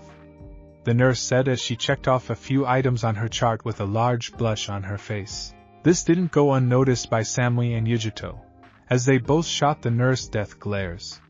You may put your shirt back on, the nurse said as she ran out of the room. Why is the raikage making me get these checkups? I'm fine already. Naruto muttered as he put his shirt back on. 'Cause you're now an important figure in Kumo. At first you were a Chunin rank ninja with extraordinary abilities and a rare mindset, but now you have the Bat clan with you. That makes you indispensable, Samui said with a blush on her face. Naruto shrugged as the nurse walked back in and he finished putting on his shirt. No infection seems to be on your wound and your labs came back clean, so you are good to go, she said. Naruto nodded and he and the girls left. The raikage needs to see our team today, Samui said as she motioned towards the raikage tower. You guys go ahead, I need to go get something, Naruto said as he started to walk towards the outskirts of Kumo. Naruto-kun. Naruto turned. You've seen where my brother and I live and you've been to Yujito's place. Samui began in an accusing tone. So how come we've never been to your place? Yujito finished. Shit, Naruto thought as he started sweating bullets. Well, my place is pretty far off and I appreciate my privacy, Naruto said, getting blank looks from the girls. I promise I'll show you guys some other time, but now I'm a bit pressed for time, Naruto said as he shunshined away, leaving 2 pissed-off girls. The bunker. Naruto sighed as he dropped outside of the bunker and quickly made his way in. He went into his workroom and walked to his workbench. What's the matter, Naruto? Cap asked as he appeared on a monitor. Nothing, just a complication, Naruto muttered as he grabbed a wooden box and sealed it into his arm. You worried about the field testing? Cap asked. It's not that. I'm worried because people in Kumo are starting to ask questions about where I live. Yujito and Samui just started and A is taking a bigger interest in me since the Bat clan accepted me, Naruto replied as he sat down. Well, it was bound to happen. As long as you keep them in the dark pertaining to us and this place, it should be no problem, Cap replied as he began thinking of ways to shake off suspicion. Maybe you can build a small cabin around here with an access tunnel to this place, and seal off the main entrance, just in case, Tony said as he appeared on the screen. Yeah, sure. Do me a favor and draw up some schematics while I go to this meeting, Naruto said as he left the bunker. Damn it! Tony yelled as he began drawing up some schematics on his screen. Look on the bright side, this is more productive than what you do all day, Cap said with a smirk. And what's that? Natalia asked behind Cap. Try to beat my high score on Tetris. Cap replied. I'm the second highest scoring player here, he said with a small hint of smugness. Laughter behind him broke him out of his thoughts, and he turned to see Natalia laughing her off. What's so funny? He asked. That you both think you can beat my high score, Natalia said as she disappeared off the screen. Wait, so she's number one? Tony asked in surprise. Wait up, Cap said as he tried to locate her on the base's monitors. Raikage's office. Naruto smiled as he walked into the Raikage's office. Samui and Yujito were already there waiting for him. Where's everyone else? He asked, only for two Umbu to come down from the ceiling. One was wearing a cat mask and another was wearing a dog mask. Now that everyone is here, we can begin, the Raikage said, getting everyone's attention. Umbu quickly bowed while Naruto went to sit at his usual seat. Why can't you be more like them? I asked in an exasperated tone. 'Cause then I wouldn't be me, Naruto replied, making a fume. Moving on, I said, ignoring Naruto. There are reports that Sunagakure has been mobilizing its forces for an all-out war, though against whom we aren't sure, I said, and motioned for Mabui to move in. In the packets you are receiving, all of the intel we have on their operations is clearly outlined. I finished. Naruto nodded as he quickly inspected the contents of the packets. So we're an infiltration team? Naruto asked as he checked the details. Oh come on, I can't be the only one who thought about it. Obviously some more intel is needed. Umbu are very secretive, perfect for these kinds of operations. The only question is, why me, Yujito, and Samui? Naruto asked A. This mission was originally to be for your team, A admitted. Unfortunately, Omoe and Karui's clan requested their children be excluded from this mission. Mabui finished. Naruto nodded and looked at A. What are the objectives? Naruto asked. Simple. You five are to get in, find out as much as you can pertaining to what kind of supplies they are gathering, who they are planning on attacking, and when. After that you get out. No insignias or forehead protectors on this one, I replied. A suicide mission, sounds like fun, Naruto muttered, earning a glare from A. So basically, if we're caught we're on our own. Kumo will deny any accusations and leave us to dry. Naruto recapped. Correct, but you could have said it in a more delicate way, I said in a deadpan voice. Why sugarcoat bullshit? Naruto shot back, then unsealed the box from his shoulder. He opened it, and took out two devices that seemed to be wallet-sized pieces of plastic. What are those? A asked. Naruto quickly handed a baby blue one to Samui and a purple one to Yujito. Those are communicators, in a sense, Naruto said. Let me explain. Naruto pulled out a black one and opened it to reveal a screen and a small keyboard. Here you type in a message, and if there is a communicator able to receive the message in the surrounding 25 miles, it goes to that receiver. Of course, you can choose who to send it to, but that will be explained in the instruction manual, Naruto said as he handed the manuals to Samui and Yujito. Read them and learn them by tomorrow. Make sure you know how to use them, Naruto said as A inspected his black messenger. Amazing, how did you develop this? If we mass-produce it we could. No! Naruto yelled, cutting A off. What? A demand? Those are the property of the Romanov clan. Any attempt to duplicate will be dealt with swiftly. Not only that, but the components and programming are light years ahead of you, so without me there really is no trying to duplicate them, Naruto said, leaving a fuming Raikage. Now Cat and Yujito will be a two-man team on this one. Samui and Dog on another. We will keep contact via the messengers, Naruto said. Be at the village gates tomorrow at midnight in dark clothing without any Kumo marks and be ready to leave. Dismissed, I said, and everyone except Naruto bowed and left. Naruto quickly jumped out the window and left the office, pissing A off even more. You never cease to amaze, do you, Naruto-kun? Samui asked as she read the instructions. Customizable notification tone, voice recorder, interesting, Samui thought as she left. Konoha knows Sato, with Herizen. Damn it, what the hell am I supposed to be doing here? Herizen internally demanded as he stepped into the Hokage Tower. He and the rest of his team had been summoned to the Hokage Tower for some major mission, but he had been the last to be notified. And before I could even finish my ramen, Herizen thought with a whine, well, here's everything. Herizen muttered as he knocked on the door to the Kage's office. Enter. A monotone voice replied to him. Herizen shook his head and opened the door. Inside, Kushina and Minato were waiting for him along with a man that had long blonde hair and a ponytail, and the same eyes Ino had. Herizen Namikaze, reporting for duty, Hokage-sama, Herizen said and bowed before his father. He looked up to see the hurt flash over his father's face, then it was concealed. Stand up, Herizen-kun, the man with blonde hair said as he put his hand on Herizen's shoulder. Herizen quickly stood up and looked around. Where is everyone? Herizen asked, noticing he was the only one present in the office. We wanted to talk to you privately, Sochi-kun, Kushina said in a soft tone. Is this pertaining to ninja matters? Herizen asked in a harsh tone. No, but... Then I asked to be excused, Hokage-sama, Herizen said and turned to leave. Herizen Uzumaki Namikaze, you will turn back around and come back here to be submitted to a mind search. Minato shouted at him. Under what grounds? Herizen demanded.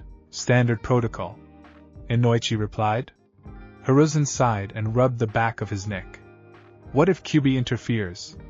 Herizen asked. In order to avoid said difficulty, we will have to have you unconscious for this procedure. Inoichi replied. Fine, when does it begin? Herizen asked. Right now, Minato said. With that, Umbu appeared behind Herizen and hand chopped the back of his neck, knocking him out. Get him to the interrogation and information building and strap him down. Inoichi, you stay here? Minato said. The two Umbu saluted and quickly sunshine away. Minato turned to Inoichi and spoke. You know what is to be done? He asked. Hi Hokage-sama. I am to go into young Herizen's mind and try to find the source of his hatred towards you or why he hates you to such an extreme degree. Inoichi replied with worry in his eyes. But sir, Inoichi began, only to be cut off by Minato. You are to avoid making contact with the Kyubi at all costs. Good luck, Minato said. But... Before Inoichi could ask, Minato dismissed him. T.I.Cell. Inoichi sighed as he looked at the young Namikaze heir strapped down before him. Hopefully, we'll be able to reunite you with your family and sort out this entire mess, kid. Right now, they really need you, Inoichi muttered. Ever since the kid had moved out of the Namikaze mansion, the Namikaze family had been a complete mess. Kushina chose to run around and look for him and try to make amends, despite the fact that Herizen wasn't interested and completely ignored her duties as a kunoichi and a matriarch. Minato had been a complete wreck. He had been pulling Umbu teams from patrols or missions in order to find where his son was staying. If that wasn't enough, his paperwork was piling up and he was doing the bare minimum to scrape by. If it hadn't been for Shikaka helping pick up the slack, he would have been kicked out of office a while ago. Inoichi shook his head as he took a seat in front of the unconscious Namikaze. Here goes nothing. Inoichi mumbled as he placed his hand on Herizen's head and closed his eyes. Herizen's mindscape. Inoichi opened his eyes and saw he was in a dark, dimly lit hallway and ankle-deep in water. What's this?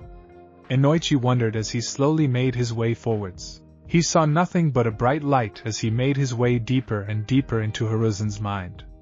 After a few minutes, he made it to a circular well-lit room. In the center of the room was a large stem that connected to the whole brain. Hello, Inoichi-san. A voice behind him said. Inoichi turned to see Herizen standing there with his hands in his pockets leaning against the wall. What are you doing here? Inoichi asked Herizen warily. This jutsu is supposed to give me access, not the other way around. Only people with major amounts of training can materialize in their mindscape. Inoichi said. Yeah, well, most people don't really have a giant nine-tailed demon fox sealed in them, do they? Herizen asked. A loud demonic laughter echoed through the circular room and Inoichi shivered. Don't worry, he's still locked up nice and tight. I'm just here to make sure you don't do anything you aren't supposed to do, like seal memories or erase a few of them. You are more than welcome to look around. That is why my parents sent you in here, isn't it? Herizen asked. Herizen, it's not like that, Inoichi said in a calm voice. Sure it is. Now come on, I'll give you the grand tour, he said as he pushed off the wall and snapped his fingers. A door materialized before them and Herizen opened it. Come along, he said. Inoichi sighed and followed Herizen. Not like I have much of a choice, he complained. As soon as he stepped in the room, he was in an all-white room. Where are we? Inoichi asked. My memory cortex. Surely you, a Yamanaka, would know what that is? Herizen asked. What are we doing here? Inoichi demanded. SH. The show's starting, Herizen replied. Inoichi turned to a blank wall and a scene appeared on it. It was a younger version of Herizen running through the Namikaze's mansion yelling for his big brother. When is? Inoichi began, only to be cut off by Herizen. The day after my 6th birthday. I was going to get my big brother so I could show him my presents, Herizen replied with a sour smile. Inoichi watched as the young Namikaze searched the entire house, but came up empty. I went to ask my mommy where my big bro was. She said she wasn't sure, so she and I searched again, Herizen commented. Inoichi watched as they both searched for Naruto. Well, we didn't find anything, so we went to Daddy Dearest. He sent out a few genin to search, but to no avail, Herizen said. I was crushed when my mother told me my brother ran away. I asked her if he was coming back, but she just replied I doubt it. Herizen started with his lips mimicking Kushina's voice on the screen. Well, I was crushed. But I couldn't stay clinging to that, now could I? Herizen asked Inoichi. So, I trained under my mother for taijutsu and ninjutsu and under my father for chakra manipulation and strategy, Herizen continued. On the wall a large shot of the Hokage's office came into view. It was a few weeks after I turned 7, the usual big bash, great presents, etc. I showed up like a good son to Daddy's office for training, but he wasn't there. Herizen continued. Like any good boy wanting to follow in his father's footsteps, I took a seat behind his desk. Herizen told Inoichi. What did you find? Inoichi asked cautiously. The screen flickered to a large binder with Naruto's medical records. The reason why my big brother was inept at the ninja arts, Herizen replied as he materialized a seat for Inoichi to sit in. A copy of the record came onto the wall.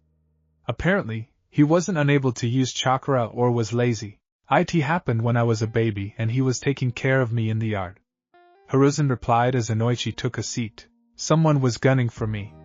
Why? To disable my chakra network. I had to ask myself, why would someone want to disable my chakra network? I was just a kid. Made no sense. Fortunately, Daddy Dearest was filling in the clues. He left notes on the poison and how it would have affected me and the Kyuubi, Herizen said. Inoichi's eyes grew wide. This kid knew of his burden since he turned 7?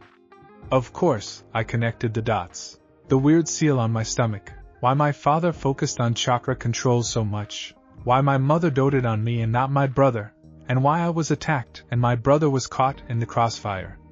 Herizen finished. Of course, I couldn't really tell my parents what I had learned. So I placed everything the way I found it, and pretended to be a good son. When father came back to his office, he was shocked to see me there. He ran to his desk and sealed the records. I never did see him the same way after that, Herizen said.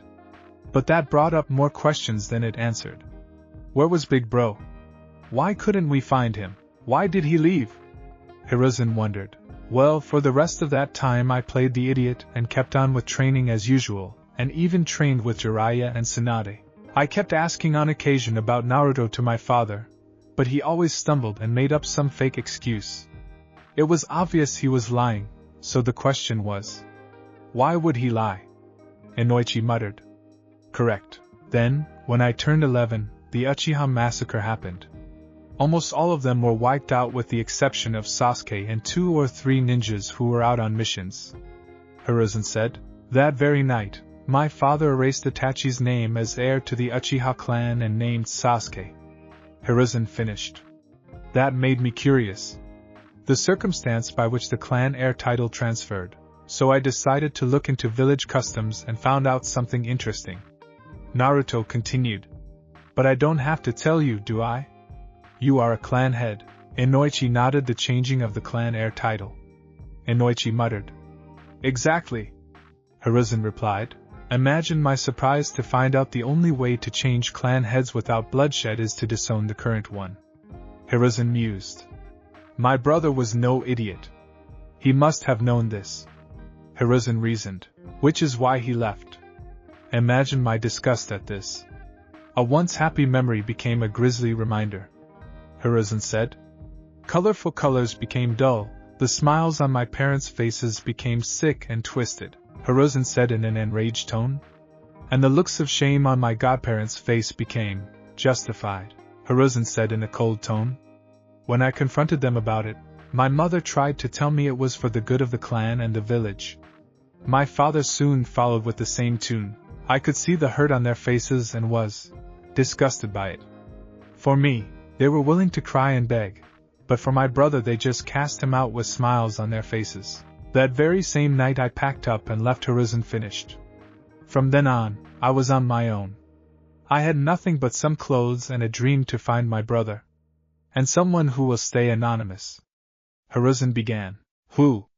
Inoichi asked. Let's call them Jot. It was one person, but this helps keep them in the shadows.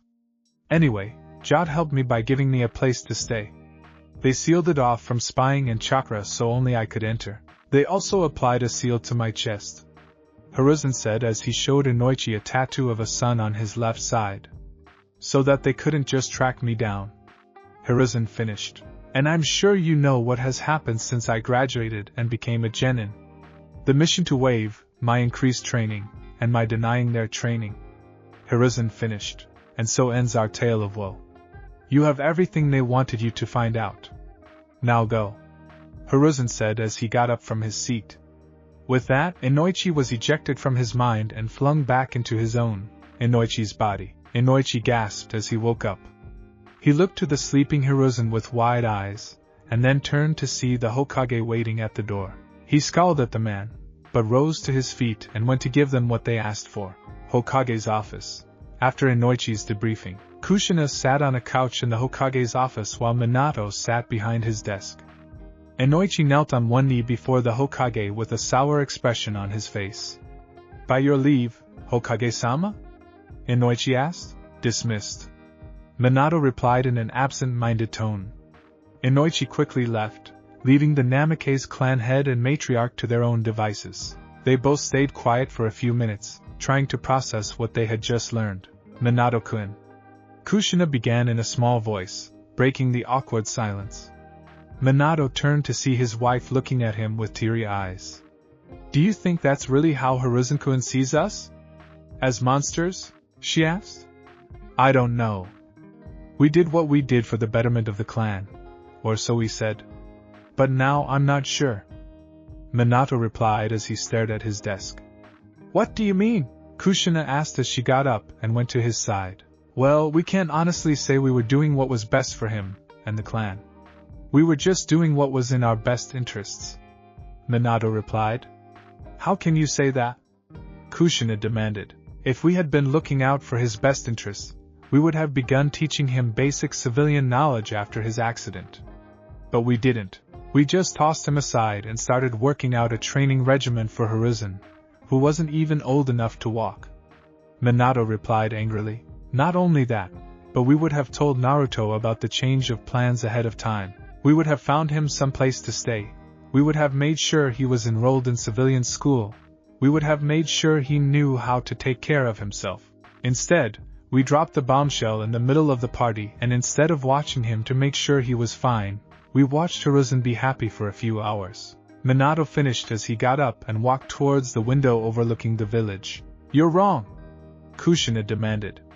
Yeah, well, what did you do to make sure he was taken care of? 'Cause I know I sure as hell didn't do anything, Minato yelled at her. I looked for him, Kushina muttered weakly. Yeah, once because Herizen asked you to. After that, what did you do? Minato demanded. I told Herizen his brother ran away, Kushina said, remembering the day she informed Herizen of his brother's false fate. I doubt it. Those words resounded in her mind. Such a simple phrase, one that was used all too often. And now, Those words were stabbing her heart like daggers. No, but what? Minato demanded. Kushina stuttered as she held her head. No, I know I helped my son. I know I did. Kushina repeated over and over in her mind. Minato saw her clutch her head and left her to her thoughts, as he looked back at how he acted. When Herizen was first born, he was the happiest man in the world.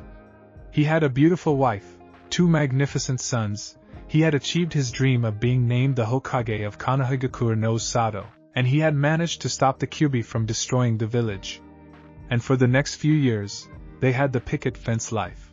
A day at work, a warm meal and loving family when he got home, and kids who wanted to be just like him when they grew up.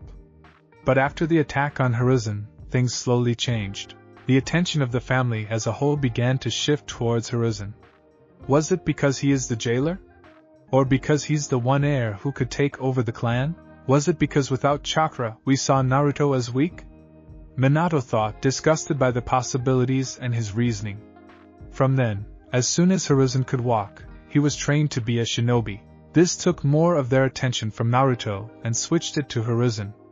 Poor kid. All he could do was stand there as he faded into the background. Minato painfully realized. From then, Naruto seemed to get the raw end of any deal, while Herizen got the best. And on the eve of Herizen's 6th birthday, Naruto was disowned.